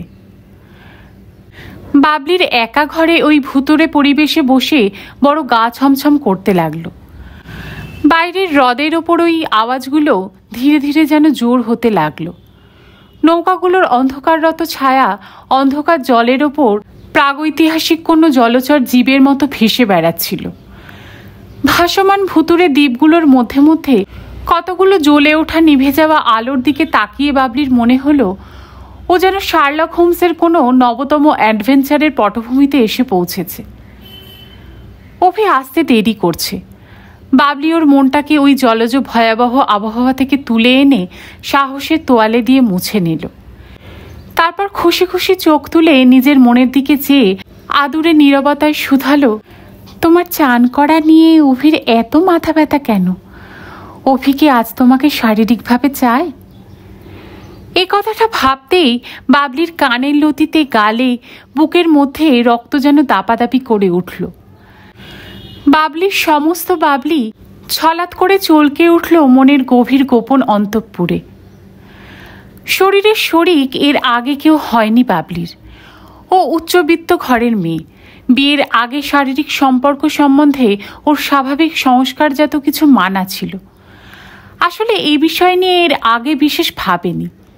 বিয়ের আগে এ কথা ভাবার যে অবকাশ ঘটবে সে কথাও ভাবেনি। তবে বাবলি আধুনিক শিক্ষায় শিক্ষিতা। বিয়ের আগে শরীরের ভাগিদার কেউ হলেই যে তার চারিত্রিক পতন হলো এই কথা কখনো মানেনি। কারণ চরিত্রের ব্যাখ্যা তার কাছে যা তার সঙ্গে বাঙালি মধ্যবিত্ত সমাজের চরিত্রের ব্যাখ্যা মেলে না। কারো সঙ্গে স্বেচ্ছায় স্ব অধিকারে ও আনন্দে শরীরের আনন্দ ভাগ করে নিলেই যে নৈতিক অধঃপতন ঘটে, তা বাবলি আরও অনেক আধুনিক শিক্ষায় শিক্ষিতা মেয়ের মতনই মেনে নিতে রাজি নয়। এও ভাবে না বা বলে না যে বিবাহপূর্ব শারীরিক সংসর্গের মধ্যে কোনো বাহাদুরি বা আধুনিকতা আছে। জীবনে যা সহজ স্বাভাবিক আন্তরিকতা ও রুচিশীলতার মধ্যে পাওয়া যায় বা দেওয়া যায়, তার কিছুমাত্র পেতে বা দিতে কখনো বাবলির দ্বিধা বা দৈন্য ছিল না। অভিকে তার ভালো লেগেছে, শুধু যে ভালো লেগেছে তা নয়, অভিকে সে স্বামী হিসাবে গ্রহণ করতে চলেছে অতি শিগগিরই। তাই আজ এই আশ্চর্য ভৌতিক পরিবেশে অভি তার পুরুষসুলভ অবুঝমনায় যদি বাবলির কাছ থেকে কিছু অগ্রিম চায়, তাহলে ও না দেওয়াটা অসমীচীন বলে মনে হলো বাবলির। জীবনের সমস্ত ক্ষেত্রেই হুন্ডি কেটে দেনা পাওনা নথিভুক্ত করতে হবে যে এমন কথা নেই। হৃদয়ের ক্ষেত্রে তো কখনোই নয়। এ বাবদ অনেক দাদন দিতে হয় অনেককে, অনেকবার। অনেক অগ্রিম দেয় ঋণ ধুলোয় ফেলাও যায়। আবার অনেক জমা পড়ে প্রাপ্তির ঘরে, সে জমার কোনো ব্যাখ্যা নেই। তার ছোট্ট জীবনে বর্তমানটাকেই বড় দায়ী বলে মনে করেছে বাবলি। বর্তমানকে আঙুরের মতো নিংড়ে বাঁচতে চেয়েছেও ভবিষ্যৎ বা অতীতের জন্য কণামাত্র হিসাব না করেই। সত্যি কথা বলতে কি, অনেক মাস আগে নাগা পাহাড়ের ওপরে কোহিমা ডিমাপুরের পথে সেই কাঠুরের ঘরের হঠাৎ রাতে অভির বাবলির কাছে সংশয়হীনতার সঙ্গে প্রমাণ করেছে যে সে শুধু শিক্ষিত পুরুষই নয়, সে অভিজাত। তার মধ্যে আপস্টার্ট হ্যাংলামি একটুও নেই। অন্য মেয়েরা পুরুষের মধ্যে কোন গুণকে সবচেয়ে বড় গুণ মনে করে তা জানে না বাবলি, জানতে চায়ও না। কিন্তু ওর কাছে যে পুরুষের চরিত্রে ঔদার্য ও সহানুভূতি না থাকে, তাকে কোনো মতেই ভালো লাগানো যায় না। সে রাতে অভিকেও আহ্বান জানিয়েছিল একজন শীতার্থ, সভ্য, বিব্রত, লজ্জিত, সুন্দর পুরুষকে। কিন্তু অভি বোধহয় রক্ষক হয়ে ভক্ষকের ভূমিকা আদপে পছন্দ করেনি। সে রাতে অভির চরিত্রের একটা বিশেষ দরজা বাবলির কাছে খুলে গেছিল, যে দরজা ও বহু পুরুষের মধ্যে দেখবে বলে আশা করেনি। ওর ভাবনার জাল ছিঁড়ে দিয়ে অভি ঘরে ঢুকলো, বলল, গরম জল হচ্ছে, চলো তোমার ঘর দেখবে চলো। বাবলি উঠল, কিন্তু তোমার ঘর কথাটাতে বেশ আশ্চর্য হলো। এখানেও কি অভি আলাদা ঘরে শুতে চায় নাকি? এক ঘরে শোয়ার মধ্যে দোষ কি? পাশাপাশি খাটে শুয়ে গল্পও তো করা যেতে পারে। তাছাড়া এই ভুতুরে পরিবেশে, এই নির্জনতার মধ্যে ও একা ঘরে শুতেই পারবে না, ভয়েই মরে যাবে। কিন্তু এ কথা অভিকে বলবে কি করে? ও যে অভির সঙ্গে এক ঘরে শুতে চায় সম্পূর্ণই নিরাপত্তার কারণে হলেও এ কথা মেয়ে হয়ে ওর পক্ষে কি করে বলা সম্ভব? ও মনে মনে আশা করেছিল যে এইবার অন্তত অভি তাকে লজ্জা থেকে বাঁচাবে। আলাদা ঘরে শুয়ে নিজেকে কি ও চরিত্রবান বলে প্রমাণিত করতে চায়? এখনো কি মিডিল ক্লাস মরালিটি কাটিয়ে উঠতে পারল না? একে এক ধরনের হীনমন্যতা বা বাহাদুরির প্রবণতা ছাড়া আর কিছুই বলা যায় না। ভালো সাজার ও ভালো ছেলে বলে নাম কেনার একই অর্থহীন মূর্খ প্রয়াস। অভির আত্মবিশ্বাস কি এতই কম? যা তারই একান্ত, যাতে তার সহজ অধিকার, তা সে হাত বাড়িয়ে নেবে না কেন? যেসব পুরুষের মুখে শিশুর মতো খাবার তুলে দিতে হয়, বাবলি তাদের প্রাপ্তবয়স্ক বলে মনে করে না। কেড়ে কুড়ে ফেলে ছুঁড়ে খাওয়ার মধ্যে একটা দামাল আগোছালো ভাব আছে, তাতে সন্দেহ নেই। কিন্তু সেটা পুরুষের স্বভাব।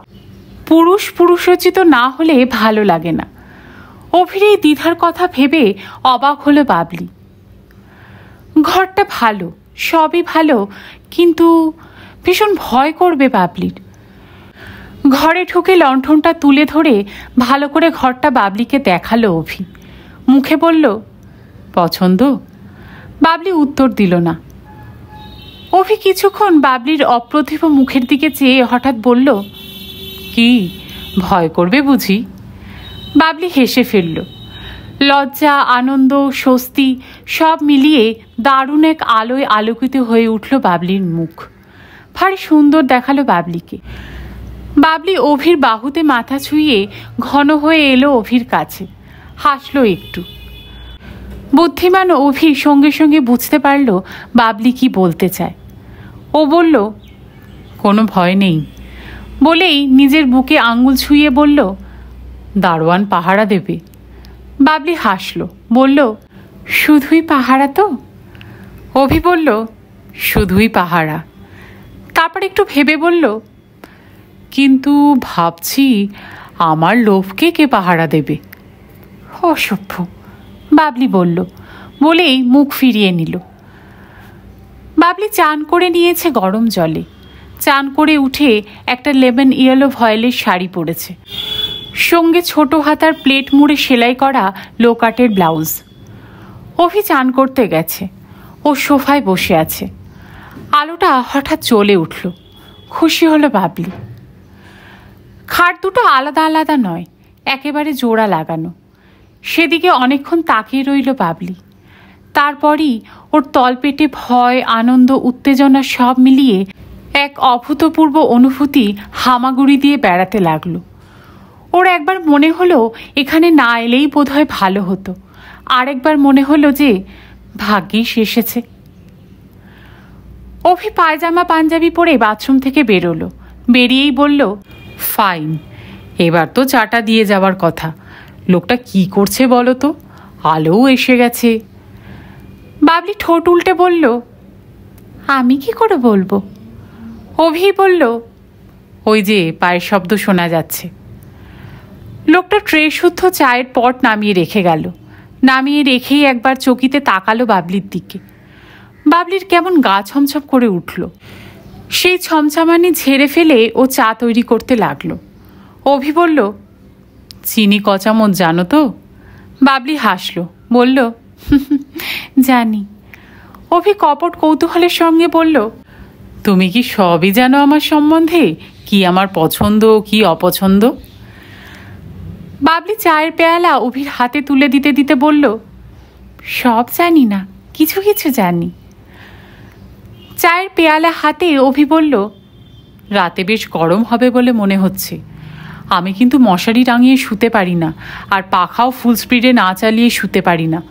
মেঘলা করেছে আকাশে, তাই এত গরম। বাবলি উত্তর দিল না।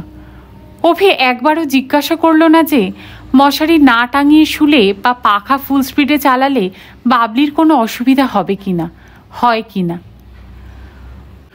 অভির বাবলি সম্বন্ধে এই স্বাভাবিক ও প্রাসঙ্গিক ঔৎসুক্যের অভাব বাবলিকে শুধু অবাকই নয়, একটু দুঃখিতও করল। চা খেতে খেতে ও ভাবছিল যে ও কোনোদিনও মশারি না টাঙিয়ে শুতে পারে না, যতই গরম হোক না কেন। ঘরের কোনায় একটি মশাও যদি একবারের জন্য পিন করে ওঠে, নিছক টেনশন ও মশা কামড়াতে পারে, এই ভয়েই ওর সারা রাত ঘুম হয় না। পাখা অনে চালালেই তোর নিঃশ্বাসই বন্ধ হয়ে যায়। তাছাড়া ছোটবেলায় মা মারা যাবার পর থেকেই বাবলি চিরদিন একা ঘরে শুতে অভ্যস্ত। অন্য কোনো দ্বিতীয় ব্যক্তির সুবিধা অসুবিধার সঙ্গে মানিয়ে চলা তার কখনোই প্রয়োজন হয়নি। জীবনে এই প্রথম। এই সন্ধেবেলা ওর হঠাৎ মনে হলো যে লক্ষ লক্ষ কোটি বিবাহিত মানুষকে স্ত্রী বা স্বামীর কত রকম সুবিধা অসুবিধাই না মানিয়ে চলতে হয়। চায়ের কাপ নামিয়ে রেখেই বাবলির হঠাৎ মনে হলো যে বিয়ে ব্যাপারটা বেশ কঠিন। বিয়ে মানেই হানিমুন নয়, গাড়ি চালানো, স্বামীর পাশে বসে হু হু হাওয়ায় বেরিয়ে বেড়ানো নয়। এসবের মধ্যে যে এত সব সহজ অথচ জটিল জোড় মেলানোর ব্যাপার আছে, তা বাবলির জানা ছিল না। মনে মনে ওর কাকিমার প্রতি, ওর পরিচিত বিবাহিতা বান্ধবী ও আত্মীয়াদের প্রতি সম্মান বেড়ে গেল। মুহূর্তেও ভাবল, আশ্চর্য, ওসব কথা কেউ ওকে বলেও নি, ওরও কখনো মনে হয়নি। সামান্য মশারি ও পাখা যে ব্যক্তি স্বাধীনতার পথে এত বড় প্রতিবন্ধক হয়ে উঠতে পারে কি করে, তা বাবলি ওর সমস্ত মেধা দিয়েও বুঝতে পারল না। এটা সেটা নানা গল্প করতে লাগলো ওরা দুজনে। চা খাওয়ার পর চৌকিদার চায়ের বাসন নিয়ে গেলে অভি উঠে দরজাটা ভেজিয়ে দিয়ে পেছন থেকে এসে বাবলির গ্রীবায় আলতো করে চুমু খেল। বাবলি শিউরে উঠল ভালো লাগায়। মনে মনে বলল, পারফেক্ট। ছোটবেলা থেকে যত ইংরাজি ছবি দেখেছে, গ্রেগরি পেক থেকে ওমার শরীফ, তারা তাদের সমস্ত নায়িকাকে, সে লিজ টেলরই হোক আর অ্যাড্রে হেপবার্নই হোক, ঠিক এইভাবেই চুমু খেয়েছে। এমন রোমান্টিক পুরুষালী কায়দায় সুন্দর আদরীয় আশা করেছিল অভির কাছ থেকে। বড় ভালো লাগলো বাবলির। ও মুখ নামিয়ে নিল ভালো লাগায়। অভি বলল, পাহারাদারটা এখন থেকেই চুরি করতে শুরু করেছে এই সন্ধেবেলাতে। রাত বাড়লে যে কি করবে তা কিন্তু নিজেও জানে না। বাবলি মুখ ঘুরিয়ে বলল, তুমি ভীষণ অসভ্য। অভি দরজাটা খুলে দিতে দিতে বলল, তোমার যা ইচ্ছা, যতটুকু ইচ্ছা আমাকে বলো। বাবলি জবাব দেয়নি। চুপ করে থেকে ভেবেছে যে ও কোনোদিনও বাড়ির রান্নার ঠাকুরের কাছ থেকেও কিছু চেয়ে খায়নি। ও বড় অভিমানিনী। ওর নিজের ইচ্ছার বা অনিচ্ছার কথা কখনো মুখ ফুটে কাউকে বলেনি, বলবেও না কখনো। অভি যদি ওকে বুঝতে না পারে, কি ও চায় আর কি চায় না তা জানতে না পারলে, বাবলির সমস্তটুকু বাবলিকে অভি কখনো বুঝবে না, পাবেও না। কাছে থেকেও অভি তাহলে চিরদিনই দূরেই থেকে যাবে। যতটুকু অভি পাবে তা বাবলির টুকরো টাকরা। বাবলির বড় ভয় হলো, অভি কি তাকে তেমন করে বুঝতে পারবে? যদি না পারে? ওরা কথা থামালেই বাইরের ডুংডিং শব্দটা সমস্ত পরিবেশকে আচ্ছন্ন করে ফেলেছিল। বাবলি তাই আদুরে গলায় বলল, গল্প করো, তুমি কত কি জানো, কত কি দেশ ঘুরেছ, গল্প করো না বাবা। অভি বলল, গল্প করতে ভালো লাগছে না, এই সময় এই মুহূর্তটাকে দারুণ ভালো লাগছে, কিন্তু কিন্তু কি? বাবলি শুধলো, ঝুমার জন্য মনটা খারাপ লাগছে, বড় ছোট লাগছে নিজেকে। একটু থেমে বলল, তোমার লাগছে না? বাবলি মুখ নামিয়ে নিল। অনেকক্ষণ চুপ করে থাকলো। তারপর বলল, আমি তো ছোটই, তোমার মতো মহত্ব নই, আমার নতুন করে ছোট লাগার কোনো কারণও নেই। অভি উত্তর দিল না। বাবলি বলল, চুপ করে কেন, কিছু বলো। বাবলির ভেতরটা, শরীরের ভেতর, মনের ভেতর এতক্ষণ, মানে চান করে ওঠার পর থেকে এই আসন্ন অভিসারের রাতের জন্য উন্মুখ হয়েছিল। ওর অন্তরে, শরীরে যে এত ফুটে ওঠার অপেক্ষায় অপেক্ষমান দারুণ সুগন্ধি সব কুড়ি ছিল, ও নিজেও কখনো জানেনি। একটু আগেই বাবলি নিজেকে সম্পূর্ণভাবে জানে বলে বিশ্বাস করত, কিন্তু এখনও এই মুহূর্তে জানছে যে নিজেকেও কখনোই সম্পূর্ণভাবে জানতো না, জানেনি। কেউ কি তা জানে? জীবন যত এগোয়, যত দিন যায়, পরতে পরতে জানাগুলো খুলতে থাকে খাঁচে খোঁচে। পাড়েতে আচলায় কত বিস্ময়, কত আশ্চর্য সব আবিষ্কার যে লুকিয়ে থাকে আতরের মিষ্টি গন্ধের সঙ্গে, ন্যাপথলিনের উগ্র গন্ধের সঙ্গে, তা বাবলি কখনো জানেনি। হীরের মতো মনের এক এক কোণে, অন্য মনের এক এক কোণ থেকে আলো পড়লেই যে কত আলো ঝলমলিয়ে ওঠে, তা যতক্ষণ না ওঠে ততক্ষণ তা জানা যায় না। বাবলি ভাবছিল যে একটু আগেও অন্য বাবলি ছিল, সম্পূর্ণ অন্য মানুষ। ভালোবাসা, ভালো লাগার উত্তেজনায় আকুল কোনো পাপড়ি মেলা ফুলের মতো। অথচ অভির এই একটা কথায় ওর ভেতরের শরীরের গোপন পাপড়িগুলো কার অদৃশ্য অঙ্গুলি হেলনে যেন গুটিয়ে গেল। এমনভাবে গুটিয়ে গেল যে ওর মনে হলো তাদের বোধহয় অনেক দিন আর চেষ্টা করেও খোলা যাবে না। শরীর মনের কুলুপে চাবি হারিয়ে গেছে। বাবলি শাড়ির আঁচলটা ভালো করে বুকের সামনে টেনে নিয়ে বসল। অভিকে যে আদর করতে অনুমতি দিয়েছিল তার জন্য মনে মনে ধিক্কার দিল নিজেকে। এই ফলে আসার জন্য, ভুল লোককে ভুল করে ভালোবাসার জন্য নিজেকে তিরস্কার করল মনে মনে। হঠাৎ কথা ঘুরিয়ে অভি বলল, তুমি কি কবিতা ভালোবাসো? মানে? বাবলি নৈবিত্তিক গলায় শুধলে অন্যদিকে মুখ ঘুরিয়ে। কবিতা ভালোবাসো কিনা জিজ্ঞাসা করছি, অভি সহজ গলায় বলল আবার। হঠাৎ কবিতার কথা? আশ্চর্যপতনের কবিতার কথা বলছো? অভি হেসে ফেলল, বলল, না।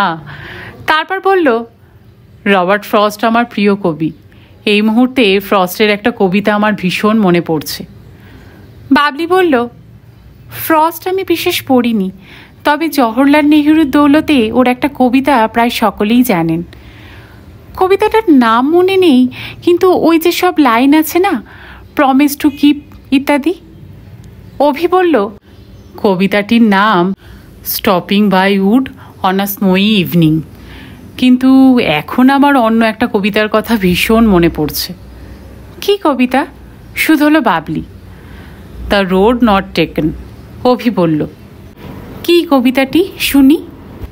অভি আবৃত্তি করল, two roads diverged in a yellow wood, and sorry I could not travel both, and be one traveller long I stood, and look down one as far as I could, to where it bent in the undergrowth, then took the other as just as fair, and having perhaps the better claim, because এই অবধি বলতেই বাবলি ঝাঁঝিয়ে উঠল। এমনভাবে এর আগে ও অভির সঙ্গে কখনো কথা বলেনি। অভির মনে এতদিন পরে, এত কিছুর পরেও যে ওর সম্বন্ধে এখনো এত দ্বিধা আছে, এ কথাটা বুঝতে পেরে ও অপমানিত বোধ করল। বলল, এর পরের অংশ শোনার ধৈর্য আমার নেই। সব কাজের পেছনেই কারণ একটা থাকে। কবির কারণ আর তোমার কারণ নিশ্চয়ই এক নয়, কিন্তু তোমার কাছে তো আমি কারণ শুধুইনি। নিজেকে আমার কারণে ছোট করছো কেন? ঝুমার কারণে ছোট হয়ে হীন বোধ করে তুমি যদি আনন্দিত হও, সেটাই আমার কাছে অনেক কারণ। কারণের বিশদ ব্যাখ্যার প্রয়োজন কি? অভি হেসে উঠল, বলল, সব কিছু তুমি বড় তাড়াতাড়ি পার্সোনাল করে ফেলো। কবিতাটার শেষটা শোনো, ভালো লাগবে, শোনো। I shall be telling this with a sigh, somewhere ages and ages hence, two roads diverged in a wood, and I took the one less travelled by, and that has made all the difference. Babli একটুক্ষণ চুপ করে থেকে বলল, কিন্তু for good or for ওয়ার্স? সে তো জানাই যাবে ভালো, তার আগে কি জানা যাবে? বাবলি একটু পরে আপন মনে হেসে উঠল। অভি বলল, হাসছো কেন? আমারও একটা কবিতার কথা মনে পড়ল হঠাৎ। কি কবিতা? কার লেখা? অভি শুধল। বাবলি বলল, বহুদিনের কবিতা, হুইটম্যানের লিভস অফ গ্রাস এর সং অফ মাইসেলফের কটা লাইন। কোন লাইন? উৎসুক গলায় অভি শুধল। বাবলি জানালা দিয়ে বাইরের অন্ধকার তারা ভরা রাতের আকাশে চেয়ে ভারী বেহিসাবি গলায় আবৃত্তি করল লাইন কটি।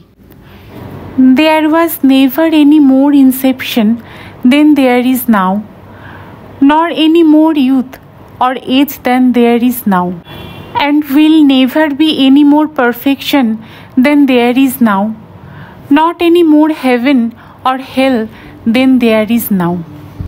লাইন কটি আবৃত্তি করতে করতে নিজের গলার আবেগ ও গভীরতায় বাবলি নিজেই মুগ্ধ হয়ে যাচ্ছিল। আবৃত্তির মধ্যে মধ্যেই ওর মনে হলো ও জীবনে একটা বিশেষ সিদ্ধান্ত নিয়ে ফেলেছে। ওর হঠাৎই মনে হলো আসলে কেউ কারোর কাছে হারে না, কাউকে হারায় না। হার যেটা আসল হার, সেটা নিজের কাছেই হার। বাবলি ভগবান নামক অদৃষ্ট নিরাকার কোনো বিশেষ ক্ষমতাবান পুরুষ অথবা নারীর উদ্দেশ্যে, যার অস্তিত্বে তার তেমন বিশ্বাস অথবা অবিশ্বাস কিছুই ছিল না, কৃতজ্ঞতা জানালো এই কারণে যে সে নিজের কাছে কখনো হারেনি। নিজের বুকের মধ্যে হার স্বীকার সে কখনো আর করেনি, এই মুহূর্তেও করবে না। ওর মনের মধ্যে ভাবনাটা দানা বাঁধতে না বাঁধতেই অভি বলে উঠল, হুইটম্যানও আমার খুব প্রিয় কবি। What will be well, for what is well, to take interest is well, and not to take interest shall be well. মাঝপথে অভিকে থামিয়ে দিয়ে বাবলি বলল, বাহ, কি চমৎকার! কোন কবিতা এটা? অভি অবাক হয়ে বলল, কেন? লিভস অফ গ্রাসেই আছে, to think of time. Babli সহজ হলো এতক্ষণে, নিজের মনের গুমট কাটিয়ে উঠে হাসল, বলল, তুমি বুঝি দেশি কবিদের কবিতা একেবারেই পড়ো না? অভি কথাটার খোঁচা এড়িয়ে গিয়ে বলল, পড়তে কোনো আপত্তি নেই, তবে ইংরাজি কবিতাই বেশি পড়েছি। এটা দোষ বলে তেমন মানতে রাজি নই, গুণ বলেও দাবি করি না। বাবলি উত্তর দিল না কোনো। ওর কেবলই মনে হচ্ছিল যে গতবার ইম্ফলে এসে এবং ইম্ফল ডিমাপুরে যাওয়া অবধি সমস্তক্ষণ বাবলি ওদের দুজনের আকাশে সূর্যের মতো দেদীপ্যমান ছিল। আপার হ্যান্ড ওরই ছিল। অভিকে তখন একজন ভালো কিন্তু বোকা বোকা হীনমন্যতায় ভোগা ছেলে বলে মনে হয়েছিল, কিন্তু তারপর ওর বিষয়ে সব কিছু জেনে অভির সঙ্গে মিশে তাকে নিজের হৃদয়ে প্রায় কিছুখানি বাকি না রেখেই সমর্পণ করে এবং ইম্ফলে এসে ঝুমাকে দেখার পর থেকে অভি এখন এই ছোট্ট আকাশে ঝকমক করছে। ওকে এত বেশি বুদ্ধিদীপ্ত, এত বেশি আত্মবিশ্বাসী ও এতই উচ্চমনতায় ঘেরা বলে মনে হচ্ছে যে ওকে বুঝি আর আগের মতো ভালো লাগছে না। মেয়েরা যাকে ভালোবাসে, রবীন্দ্রনাথ বলেছিলেন, সেই ভালোবাসার জোন মেয়েদের চোখে চিরদিনই ছেলে মানুষ। এবারে বাবলি লক্ষ্য করেছে যে অভির মধ্যে সেই ছেলে মানুষই নির্ভরশীল সত্তাটি যেন বিনা নোটিশে ক্লাস পালিয়ে কোথাও চলে গেছে। এমনকি প্রক্সি দেওয়ার জন্য তার ভেতরে অন্য কোনো দ্বিতীয় সত্তাকে উপস্থিত রেখে যায়নি। বাবলি মনে মনে অভিকে বলল, যখন তুমি নির্দ্বিধায় নিঃশর্তে আমাকে চেয়েছিলে, একমাত্র আমাকেই, তখন আমি সাড়া দিয়েছিলাম। আজ যখন তোমার মনে আমার সম্বন্ধে দ্বিধা এসেছে, তুমি আমার পাশে বসে আমাকে আদর করতে করতে ঝুমার কথা ভাবছ, তখন আমারও সেই নিঃশর্ত ভালোবাসা আমি ফিরিয়ে নেব। তুমি যতই বড় হও না কেন, যত মেয়েই তোমাকে চাক না কেন, তুমি আমাকে প্রথমে হারিয়ে দিয়ে পরে দয়া করে জিতিয়ে দেবে, এমন দান আমি চাই না। বাবলি চায়নি কখনো এমন দান। তুমি আমাকে সম্পূর্ণ চেনো না অভি। অভি ভাবছিল বাবলির মনটা এর চেয়ে অনেক বড় ও উদার হওয়া উচিত ছিল। ভেবেছিল সব ছেলেরাই বোধহয় মনের দিক দিয়ে মেয়েদের চেয়ে স্বভাবত উদার হয়। ব্যতিক্রম হয়তো আছে, কিন্তু এইটাই সাধারণ নিয়ম। ঝুমার প্রতি যে অত্যন্ত খারাপ ব্যবহার করা হলো এবং বাবলির এই খারাপ ব্যবহারের দায়িত্ব যে অভিতেও বহুলাংশে বর্তালো, এ কথা অভি অস্বীকার করতে পারে না। ইম্ফলের মতো ছোট জায়গায়, যেখানে ঝুমার কোনো বন্ধু বান্ধব নেই, ভালো সিনেমা নেই, হোটেলের আশেপাশে কোনো একা মেয়ের পক্ষে হেঁটে বেড়াবার উপায় পর্যন্ত নেই, সেখানে এখনো কি করছে, কিভাবে সময় কাটাচ্ছে, অভি না ভেবে পারল না। অভি কিছুতেই বাবলির দিকে প্রসন্নতার সঙ্গে তাকাতে পারছিল না। বাবলিকে ওর বড় নীচ বলে মনে হচ্ছিল। সত্যি কথা বলতে কি, ঝুমার সম্বন্ধে ওর মনে অন্য কোনো অনুভূতি ছিল না, কিন্তু বাবলি আসার পর থেকে বাবলি ঝুমার সঙ্গে অত্যন্ত নিষ্প্রয়োজনীয়ভাবে খারাপ ব্যবহার করায় ঝুমাকে ও এক নতুন আলোয় দেখতে আরম্ভ করেছে। সহানুভূতি, সমবেদনা, অনুকম্পা সমস্ত মিলিয়ে এক দারুণ অনুভূতি। এর মানেও কি ভালোবাসা? অভি জানে না, কিন্তু ওর মনে বাবলির জন্য যে উঁচু আসন ছিল, সেই আসন থেকে বাবলি নিজেই ধুলোয় নেমে এসেছে তার অস্বস্তি ভরা দীনতায়। এবং ঝুমা অভির প্রতি তার অনাসক্তি এবং বান্ধবীর প্রতি সৌজন্য এমন সংযমের সঙ্গে প্রকাশ করেছে যে সে অনায়াসে উঠে এসেছে অনেক উঁচু আসনে, নিজের কোনো রকম চেষ্টা ছাড়াই। মুরগির ঝোলটা চৌকিদার ভালোই রেঁধেছিল। মুগের ডাল, কড়কড়ে করে আলু ভাজা, মুরগির ঝোল আর ভাত। সময় ওদের দুজনের বুকে বড় ভারী হয়েছিল। অভিনানা গল্প করছিল, মানে গল্প করার চেষ্টা করছিল। বাবলিকে হাসাচ্ছিল, ঝুমার কথা মন থেকে মুছে ফেলার চেষ্টা করছিল, কিন্তু যতই চেষ্টা করছিল ততই অন্যমনস্ক হয়ে যাচ্ছিল। খাওয়া দাওয়ার পর অভি বলল, চলো একটু বাইরে পায়চারি করি। বাবলি সংক্ষিপ্ত উত্তর দিল, যা ঘুটঘুটে অন্ধকার, চাঁদনি রাত হলে কথা ছিল। তবে কি করা হবে এখন? অভি শুধল। বাবলি আবারও কাটা কাটা কথায় বলল, আমি ঘুমোবো, আমার ঘুম পেয়েছে। এত তাড়াতাড়ি? অবাক গলায় বলল অভি। তাছাড়া আর কি করার আছে এখানে, তুমিই বলো। তা ঠিক, লজ্জিত গলায় অভি বলল। গলার স্বরে প্রকাশ পেল যে বাবলিকে এই লকটা লেকে এনে কষ্ট দেওয়ার জন্য ও দুঃখিত। বাবলি বলল, এখানে মশলা টশলা পাওয়া যাবে না? না, না হলে পান হলেও চলতো, ফর আ চেঞ্জ। অভি বলল, পানের দোকান নিচে আছে, তবে এতক্ষণে বন্ধ হয়ে গেছে। তাছাড়া এখানে পান তুমি খেতে পারবে না, মজার সুপুরি দিয়ে খায় ওরা, উৎকট গন্ধ, মশলাও নেই। তারপর বলল, একটা সিগারেট খাও তার চেয়ে, মুখটা ভালো লাগবে। বাবলি হাত বাড়িয়ে বলল, দাও। অভি এগিয়ে এসে সিগারেটটা ধরিয়ে দিল বাবলিকে। বসার ঘর থেকে ওরা শোবার ঘরে এলো। এসেই বাবলি বলল, খাট দুটো এমন বিশ্রীভাবে জোড়া লাগানো, আলাদা করা যায় না। অভি বাবলি চোখের দিকে চেয়েও চোখ নামিয়ে নিল। তারপর বলল, দেখি। চৌকিদারকে ডেকে সঙ্গে নিয়ে টানাটানি করেও খাটটা আলাদা করা গেল না। পায়েতে স্ক্রু মেরে জোড়া লাগানো ছিল খাট দুটো। অসহায়ের মতো অভি তাকালো বাবলির দিকে একবার, তারপরই অভির চোয়াল দুটো শক্ত হয়ে এলো। কি ভাবলো অভি সেই জানে। অভি বলল, এক কাজ করো, তুমি একা খাটে শো, আমি সোফাতে শুয়ে রাতটা কাটিয়ে দেব, আমার অভ্যেস আছে। আসলে তুমিই তো ভয় পাচ্ছ, নইলে তো দুজনে দুঘরে স্বচ্ছন্দে শোয়া যেত। সেটাই মুশকিল, বাবলি বলল। তারপর বলল, তুমি খাটে শো, আমি সোফায় শুচ্ছি। শক্ত গলায় অভি বলল, না তা হয় না, তুমি অতিথি। ক্ষণিকের অতিথি বলেই মুখ ঘুরিয়ে নিল বাবলি। অভি চোখ তুলে দেখল বাবলির চোখের কোণ যেন ভিজে উঠেছে, কিন্তু পরক্ষণেই দেখল যে শুধু আর্দ্রতাই নয়, তাতে আগুনও আছে। বাবলি সিগারেটটা শেষ করে অ্যাস্ট্রেতে গুজে দিয়ে বলল, আমি শুয়ে পড়লাম, বড্ড ঘুম পেয়েছে। যা ইচ্ছা, অভি বলল, আমি তো জোর করে জাগিয়ে রাখতে পারি না তোমাকে। বাবলি দেয়ালের দিকে মুখ করে অভির দিকে পেছন ফিরে শুয়ে পড়ল। সুটকেসে নাইটি এনেছিল, বুকের মধ্যে করে তার সঙ্গে অনেক শখ, কল্পনা, ভালো লাগা, স্বপ্ন এসবও এনেছিল। কিন্তু শাড়ি ছেড়ে নাইটি পরার অবকাশ বা ইচ্ছা তেমন হলো না।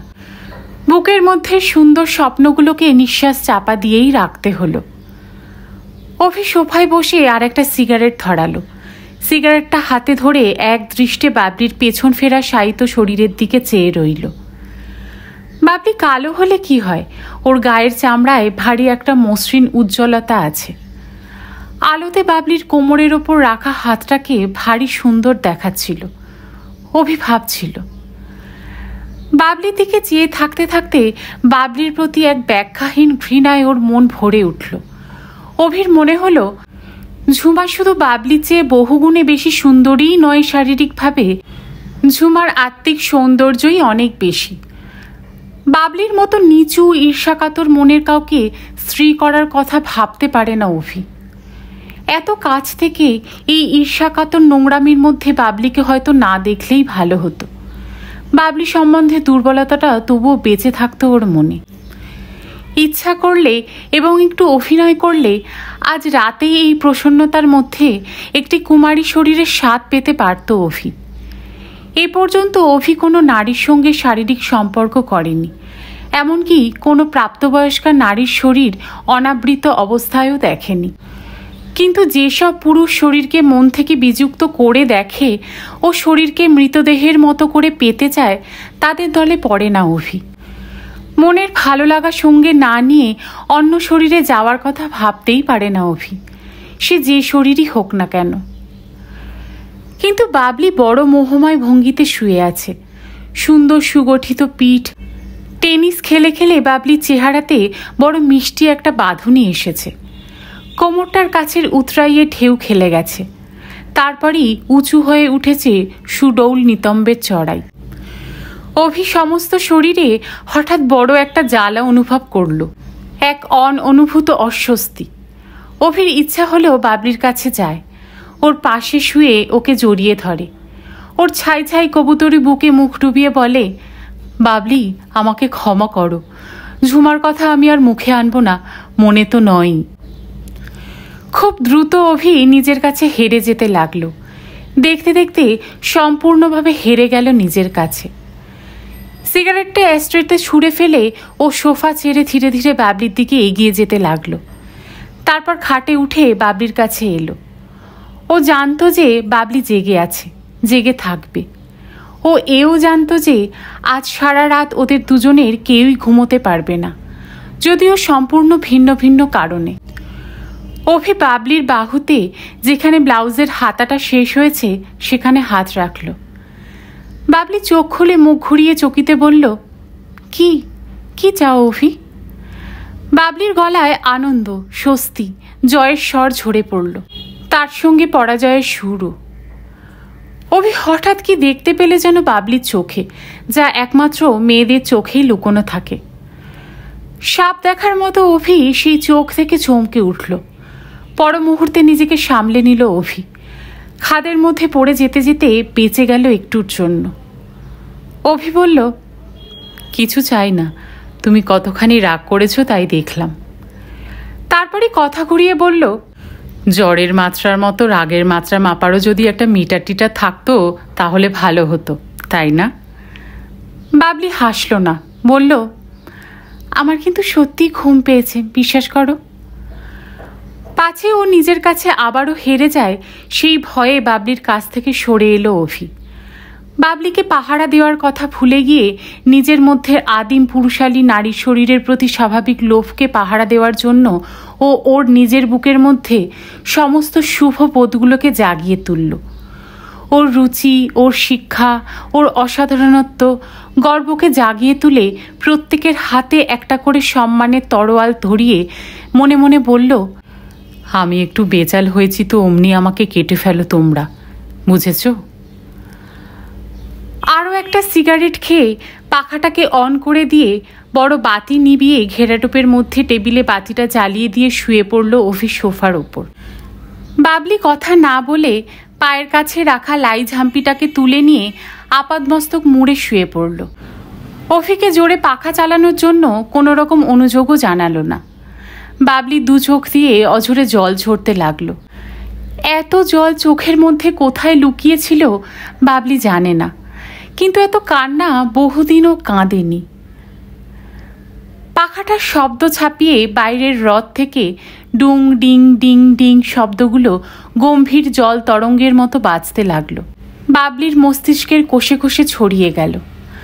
বাবলির ছোটবেলাকার কথা মনে হতে লাগলো, মায়ের কথা, মায়ের মৃত্যুর কথা, বাবার কথা, ওর সমবয়সী মাসতুতো বোন পরমার বিয়ের কথা গত বছরে। পরমার স্বামী সুজয় ছেলেটি বেশ কেমিক্যাল ইঞ্জিনিয়ার, বোম্বের কোন ফার্মে যেন কাজ করে। পরমা কি সুখী হয়েছে? বিবাহিত জীবনের সুখ কি বাইরে থেকে কাউকে দেখে বোঝা যায়? পরমা আর সুজয়কে খুব সুখী বলে মনে করত বাবলি। এবার ওরা দিল্লি ফিরলে ভালো করে খুঁটিয়ে লক্ষ্য করবে। পরমার নাকি বাচ্চা হবে। বাচ্চা হওয়া মানেই কি ধরে নিতে হবে স্বামী স্ত্রীর সম্পর্ক দারুণ সুখের? কত কি জানতো না, বুঝতো না, ভাবতো না বাবলি। এই ইম্ফলের একটা দিন ঝুমার মতো, অভির মতো টেকেন ফর গ্র্যান্টেড ছেলের আশ্চর্য ব্যবহার ওকে কত কি শেখালো। জীবনে কোনো কিছুই বোধহয় টেকেন ফর গ্র্যান্টেড নয়, কোনো সম্পর্কই নয়। প্রতিটি সম্পর্ককেই তিলে তিলে গড়ে তুলতে হয় বুঝি প্রতিদিন। এই গড়ার চেষ্টা না থাকলেই বুঝি তা ভেঙে পড়ে, ফিকে হয়ে যায়, বাবলি ভাবছিল। কিন্তু পুরুষ যাত্রা বড় বাজে। অভিকেও রোমান্টিক ভেবেছিল, ভালো ভেবেছিল, কিন্তু এখন দেখছে সব পুরুষই এক, সেই সামারসেট মমের মিস স্যাডি টমসনের গল্পের মতো। ওর বলতে ইচ্ছে করছে, পুরুষ মাত্রই শোর, বড় নোংরা, বড় আনরোম্যান্টিক শরীর সর্বস্ব ওরা। ঝুমার শরীরটাই দেখলো অভি, আমার মনটা দেখতে পেল না। ঘুম কারোরই হওয়ার কথা ছিল না, কিন্তু শেষ রাতের দিকে অভির ক্রমাগত পাশ ফেরার উস্কুস শব্দ, বাবলি চুরির রিনরিন সবই থেমে গেল। ওরা দুজনেই বোধহয় ঘুমিয়ে পড়েছিল। নাগা পাহাড়ের ঘন জঙ্গলের ভিতরে মিথুনদের সবে ঘুম ভেঙেছিল। বড় বড় পাহাড়ি দাঁড় কাক কর্কশ গলায় ডাকাডাকি শুরু করেছিল। অভি চোখ খুলল। চোখ খুলতেই দেখতে পেল বাবলি অকাতরে ঘুমোচ্ছে। বড় করুণ দেখাচ্ছে বাবলিকে। লাই ঝাম্পিটা সরে গেছে। ডান পায়ের হাঁটু অবধি দেখা যাচ্ছে বাবলির। শাড়ি সরে গেছে। অভি উঠে বসল। উঠে বসে বাবলির খাটের পাশে এসে দাঁড়ালো। বাবলির দু চোখের কোণে কান্নার দাগ, গাল বেয়ে জল পড়েছে। সমস্ত মিলেমিশে মামারা বাবলিকে বড় অসহায় বলে মনে হলো অভির। হঠাৎ, একেবারে হঠাৎই ওর বুকের মধ্যেটায় কি যেন মুচড়ে উঠল। গলার কাছে একরাশ অনামা কষ্ট তলা পাকিয়ে উঠল। অভি যেন সেই মুহূর্তেই প্রথম বুঝতে পারল যে বড় আশা করে বাবলি ওর কাছে এসেছিল। ওর ওপর বাবলি তার সমস্ত সমর্পণে বড় অসহায়ভাবে নির্ভর করেছিল। সেই নির্ভরতার, সেই আশ্বাসের কোনো দাম দেয়নি অভি। অভি এই প্রথম ভোরে ভেবেই পেল না কি করে ও এত নিষ্ঠুর হলো। কোন দুর্বুদ্ধিতে ভর করে এমন নিষ্পাপ সরল সহজ মেয়েটার সঙ্গে এমন কঠিন ব্যবহার করলো কাল রাতে। অভি ডাকল, বাবলি, এই বাবলি। বাবলি সাড়া দিল না। অভি খাটে উঠে ওর বুকের মধ্যে এমনভাবে ঘুমন্ত বাবলির আড়ষ্ট শরীরটাকে টেনে নিল যে বাবলি ঘুমের মধ্যে চমকে উঠল। চমকে উঠে ওর চোখের সামনে অভিকে দেখে ওর সমস্ত শরীরে অভিকে অনুভব করে ফুঁপিয়ে কেঁদে উঠল। অভি বলল, কাঁদে না লক্ষ্মী সোনা, আমি খুব খারাপ, ভীষণ খারাপ, আমাকে তুমি ক্ষমা করে দিও। বাবলি ফোপাতে ফোপাতে বলছিল, আমি খারাপ, আমি দেখতে ভালো না, তুমি তো সবই জানতে, সব জেনে শুনে আমার সঙ্গে কেন এমন করলে? আমি তোমার কি করেছিলাম? অভি চুমুতে চুমুতে বাবলির সব কান্না শুষে নিল। বলল, আর কখনো করব না, তুমি দেখো, আমি আর কখনো ভুল বুঝবো না তোমাকে। প্রথম ভোরে এক নতুন সুগন্ধি রাতের জন্ম হলো। সেই রাত আবার কখন ভোর হবে তা ওরা জানে না। দুটো সুস্থ, সূচি, প্রেমবিহল মানব মানবী তাদের দুজনে এক আশ্চর্য আনন্দের মধ্যে আবিষ্কার করল। আমলকি বনে হরিণ হরিণীর মতো তারা খেলে বেড়াতে লাগলো, হারিয়ে যেতে লাগলো, হারিয়ে দিতে লাগলো, ধরা দিল নিজেকে, খুঁজে পেল অন্যকে। চৌকিদার বোধহয় অনেকবার ধাক্কাধাক্কি করেও শেষে হাল ছেড়ে দিয়ে দুপুরের জন্য যা খুশি তাই রান্না চাপিয়ে দিয়ে বাবুর্চিখানার সিঁড়িতে বসে হুঁকো খাচ্ছিল। এমন সময় একটা ট্যাক্সি এসে ঢুকলো ফটকের মধ্যে। ঝুমা আর বাবলির কাকুমণি নামলেন ট্যাক্সি থেকে, নেমে ভাড়া চুকিয়ে দিলেন। কাকা বললেন, কই ঝুমা, ওরা কি গায়েব হয়ে গেল নাকি? ঝুমা হেসে বলল, গাড়ি তো রয়েছে, গায়েব হলেই হলো, বোধহয় হাঁটতে টাটতে বেরিয়েছে। চৌকিদারের মুখে সাহেব মেম সাহেব ঘুম থেকে ওঠেনি শুনে কাকা ঘড়ি দেখলেন। তারপর ঝুমাকে বললেন, আমার ঘড়িটা বোধহয় খারাপ হয়ে গেছে, কটা বেজেছে দেখো তো ঝুমা। 1:45। তবে তো ঘড়ি ঠিকই আছে। ঝুমা হাসল, বলল, ঘড়ির কি দোষ? তা ঠিক, কাকা বললেন। তারপর ভাবলেন, বিয়ের পর উনি নিজে কি করতেন? টেবিল ঘড়িটাকে উপর করে খাটের তলায় রেখে দিতেন।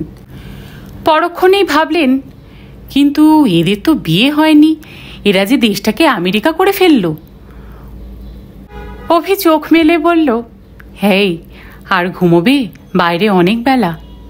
হোক, বাবলি বলল। হোক, অভি বলল, বাবলির ঠোঁটে আঙুল ছুঁয়ে। এমন সময় দরজায় কে যেন দমাদম করে ধাক্কা দিল। বাবলি এক লাফে উঠে জামা কাপড় পরতে লাগলো। ভয়ে উত্তেজনায় ও একেবারে চুপসে গেল। অভি তাড়াতাড়ি করে পাজামা পাঞ্জাবি পরে নিতে নিতে ফিসফিস করে বলল, কার কি? তুমি আজ বাদে কাল আমার স্ত্রী হবে। হবে কি? হয়েই তো গেছো। অভি দরজার দিকে এগিয়ে যেতে যেতে বলল, কে? ওপাশ থেকে জবাব এলো, তোমার জম।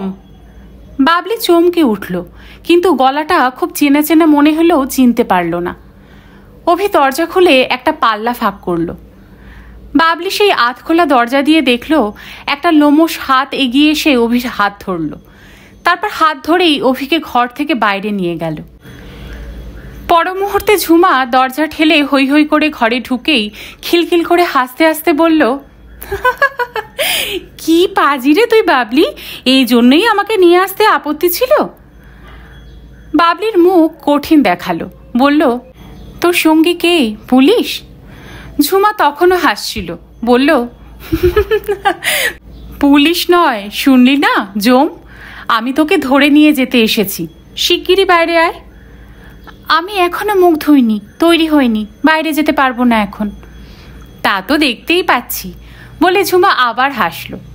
ঝুমা বলল, সব পরে হবে, এখনই বাইরে আয়। ঝুমার সঙ্গে বসবার ঘরে ঢুকেই কাকুমণিকে দেখে বাবলি এক দৌড়ে ভেতরে পালিয়ে এলো।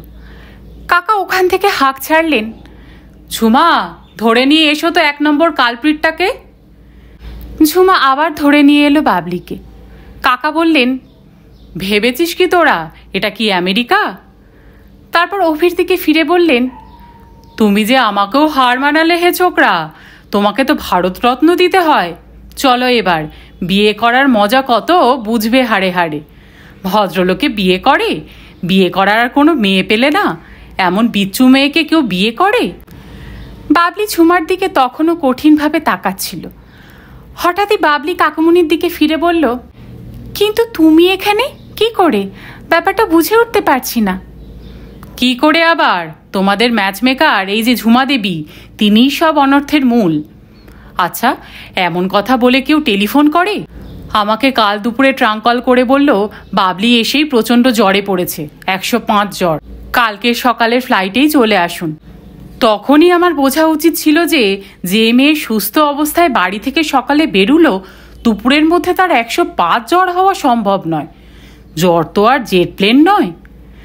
তারপর ঝুমার দিকে চেয়ে বললেন, কিন্তু তুমি যা ভেবেছিলে ঝুমা, সব ভুল, এখন তো দেখছো নিজের চোখেই। ঝুমা হাসছিল, ও মুখ নামিয়ে বলল, তাই তো দেখছি, আসলে এসব হৃদয়ের ব্যাপার কাকা, আমি কিছুই বুঝি না। চা খেতে খেতে কাকা বিস্তারিত বললেন। ঝুমা এয়ারপোর্টে আনতে গেছিল কাকাকে। ঝুমার ধারণা হয়েছিল যে অভি ও বাবলি যেমন অসিলেটিং টাইপ ও ছেলে মানুষ, তাতে ওদের সম্পর্কটা ঝুমা এখানে থাকার কারণেই চিরদিনের মতো নষ্ট হয়ে যেতে বসেছে। কাকা না এলে একটা কেলেঙ্কারি হয়ে যেত, এবং সেই কেলেঙ্কারির জন্য ঝুমাই দায়ী থাকতো সারা জীবন। কাকা বললেন, দেখলে তো ঝুমা, এসেই বরং কেলেঙ্কারিটা বাঁধালাম। থাকবে, আমি তো কালই চলে যাচ্ছি, তুমিও আমার সঙ্গে যাচ্ছ, তাই না ঝুমা? ঝুমা বলল, হ্যাঁ। বাবলি ধরা পড়া গলায় বলল, আমার একা শুতে ভয় করলো, তাই। কাকা বললেন, ফার্স্ট ক্লাস, ন্যাকামিতে তুই তো তোর কাকিমাকেও হার মানালি। তারপর বললেন, ঝুমা, পঞ্জিকাটা। ঝুমা হ্যান্ডব্যাগ থেকে একটা পঞ্জিকা বের করলো, তারপর ভালো করে দেখে বলল, মাঘ মাসের প্রথমেই যে দিন। হ্যাঁ হ্যাঁ, কত তারিখ? কাকা বললেন, 5। বেশ, ওই দিনেই হবে। তবে আজ থেকে কতদিন হলো? প্রায় মাস 2। ঝুমা বলল। কাকা অভির দিকে ফিরে বললেন, আশা করি এই 2 মাসের মধ্যে আবার কোনো বিঘ্ন টিঘ্ন ঘটিয়ে বসবে না। লন্ডন স্কুল অফ ইকোনমিক্সে সব কিছু শেখায় না, বুঝেছ? তারপরে বাবলির দিকে ফিরে বললেন, আমার নেকু পুষুমনু আদুরের মেয়ে কি বলে? বাবলির কান লাল হয়ে উঠল।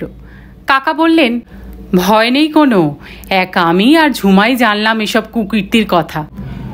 ঘটক আর কন্যা সম্প্রদান করবে যে, কন্যার বাবা অথবা পাত্রের দাদার কানে এসব যাবে না, এটুকু ভরসা আমার ওপর করতে পারো। কাকা চাটা খেয়ে বললেন, জায়গাটা একটু সার্ভে করে আসি। তারপর সিগারেট ধরিয়ে বেরিয়ে পড়লেন। অভি চান করতে গেছিল। ঝুমা আর বাবলি বাংলোর বসার ঘরে বসেছিল। ঝুমা হাসতে হাসতে বলল, কি রে বাবলি, এখনো রাগ করে থাকবি আমার ওপর? বাবলি মুখ তুলল, ঝুমার হাতটা নিজের হাতে নিল। আনন্দে কৃতজ্ঞতায় ওর চোখে জল এসে গেল। বাবলি বলল, তুই আমাকে বড় ছোট করে দিলি রে ঝুমা। তোর সম্বন্ধে লোকে যা বলতো তাই শুনেছিলাম, বিশ্বাস করেছিলাম। ঝুমা গম্ভীর গলায় বলল, লোকে তো কত কিছুই বলে রে, আমি বড়টড় নই, ভালোও নই, যা রটে তার কিছু তো বটে। তারপর একটু থেমে বলল, আসলে কি জানিস, একজন মেয়ে হিসাবে কাউকে ভালোবেসে কারো উপর মনে প্রাণে নির্ভর করার পরও সামান্য ভুল বোঝাবুঝির জন্য যখন একটা জীবন নষ্ট হতে যেতে বসে, নষ্ট হয়ে যায়, তখন বড় গায়ে লাগে রে। ভুল বোঝাবুঝির খেসারত আমি আমার জীবন দিয়ে দিয়েছি। আমি জীবনে অনেক কিছু পেয়েছিলাম রে বাবলি, অনেক পুরুষের স্তুতি, ভালোবাসা। কিন্তু ভালোবাসা পাওয়া আর ভালোবাসা ধরে রাখা এক নয়। আমি অনেক পোড় খাওয়া মেয়ে। আমার জন্য একজন আত্মহত্যা করেছিল, তুই জানিস, সেও ভুল বোঝাবুঝি। আমার এখন সবই সয়। আমার যা সয় তোর তো কখনোই সইত না। আমার যা সইবে তোর পক্ষে তা কল্পনা করাও মুশকিল। তারপর একটু থেমে বলল, আমি বড় কিছুই করিনি রে। তোর মধ্যেই আমাকে দেখতে পেয়ে হয়তো আমি নিজেকেই এমনই করে বাঁচাতে চেয়েছিলাম। অভি চান করে এলো। বাবলি বলল, তুমি ঝুমার কাছে বসো, আমি চান করতে যাই। অভি এসে ঝুমার পাশে বসল। ঝুমা খোলা দরজা দিয়ে বাইরে চেয়েছিল। দুপুরের রোদে লকটাক হ্রদের জল রূপোর মতো চকচক করছিল। নাগা ও মিজো পাহাড় শ্রেণীকে ধুঁয়ো ধুঁয়ো দেখাচ্ছিল। অভি ডাকল, ঝুমা। ঝুমা বলল, হুম। অভি ঝুমার হাতটা ওর নিজের হাতে টেনে নিয়ে বলল, ঝুমা শোনো। ঝুমা যেন অনেক দূরে চলে গেছিল। ঝুমা যেন অনেক দূর থেকেই বলল, অভিদা, বাবলিটা ভারী সরল মেয়ে, ভালো মেয়ে, ওকে চিরদিন ভালোবেসো। অভি আবার বলল, ঝুমা একটা কথা শোনো। ঝুমা মুখ না ফিরিয়ে বলল, আমাকে যদি কিছুমাত্র ভালো লেগে থাকে তবে সেই ভালো লাগাটা আর আলাদা করে রেখো না। আমার জন্য যাই তোমার মনে থাকুক না কেন, যদি আদৌ কিছু থাকে তবে সেটুকুও মিশিয়ে দিও। বাবলির মধ্যেই থেকে যাব আমি তোমার কাছে চিরদিন। এটুকু বলেই অভির দিকে মুখ ফিরিয়ে ঝুমা একটু হাসল, বলল, কথা দিচ্ছ তো অভিদা? অভি আশ্চর্য চোখে ঝুমার মুখে চেয়ে থাকলো। ঝুমার মুখের সৌন্দর্যের গভীরে কোথায় যেন কোনো এক গভীরতর মানসিক সৌন্দর্যের উৎস ছিল। ওর সঙ্গে পরিচয় হওয়ার পর থেকেই অভি তার আভাস পেয়েছে, কিন্তু আজ সকালে সেই সৌন্দর্যকে যেন পরম সত্যের মধ্যে দিয়ে নিজের বুকের অন্তঃস্থলে উপলব্ধি করল। অভি কোনো কথা বলল না। অভির দু চোখের সামনে বসে থাকতে থাকতে ঝুমার মুখের হাসিটা বিকেলের পড়ন্ত রোদের মতো ধীরে ধীরে ম্লান হয়ে এলো। কিন্তু সেই হাসি সম্পূর্ণ মুছে যাওয়ার আগেই ঝুমা চেয়ার ছেড়ে উঠে দাঁড়ালো, মুখে কিছুই না বলে। তারপর অভিকেও আর কিছু বলার বা শোনার সুযোগ না দিয়ে কাকড় ছড়ানো পথে কিরকির শব্দ তুলে গেট পেরিয়ে অভির চোখের সামনে থেকে ফেড আউট করে গেল। বাবলি মুখে সাবান দিয়েছিল। বেসিনের সামনে দাঁড়িয়ে চোখে মুখে জলের ঝাপটা দিতে দিতে চোখ পরিষ্কার হতেই ও বাথরুমের জানালা দিয়ে দেখতে পেল ঝুমা বাংলোর গেটের পাশে একটা রাধাচূড়া গাছের ছায়ায় দাঁড়িয়ে লকটাক হ্রদের দিকে চেয়ে আছে। হঠাৎ বাবলির মনে পড়ল যে আজ মেয়েদের জীবনের সবচেয়ে বড় পরীক্ষাতেও ঝুমা বাবলিকে জিতিয়ে দিয়ে কত অবহেলায় বাবলিকে আবারও হারিয়ে দিল। বাবলি বুঝতে পারল যে এই হার স্বীকার না করে ওর উপায় নেই। বুঝতে পারল যে জীবনে প্রত্যেক মানুষকেই এক বা একাধিক পরীক্ষায় হারতেই হয়।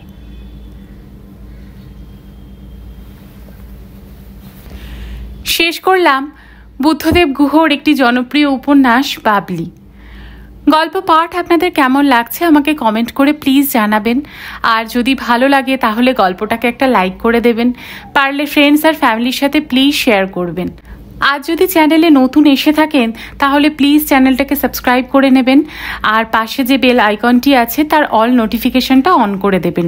তাহলে যে কোনো গল্প আপলোডের সাথে সাথেই তার নোটিফিকেশন আপনাদের কাছে পৌঁছে যাবে। সকলে খুব ভালো থাকবেন, সুস্থ থাকবেন। গল্প শোনার জন্য আপনাদের সকলকে অসংখ্য ধন্যবাদ।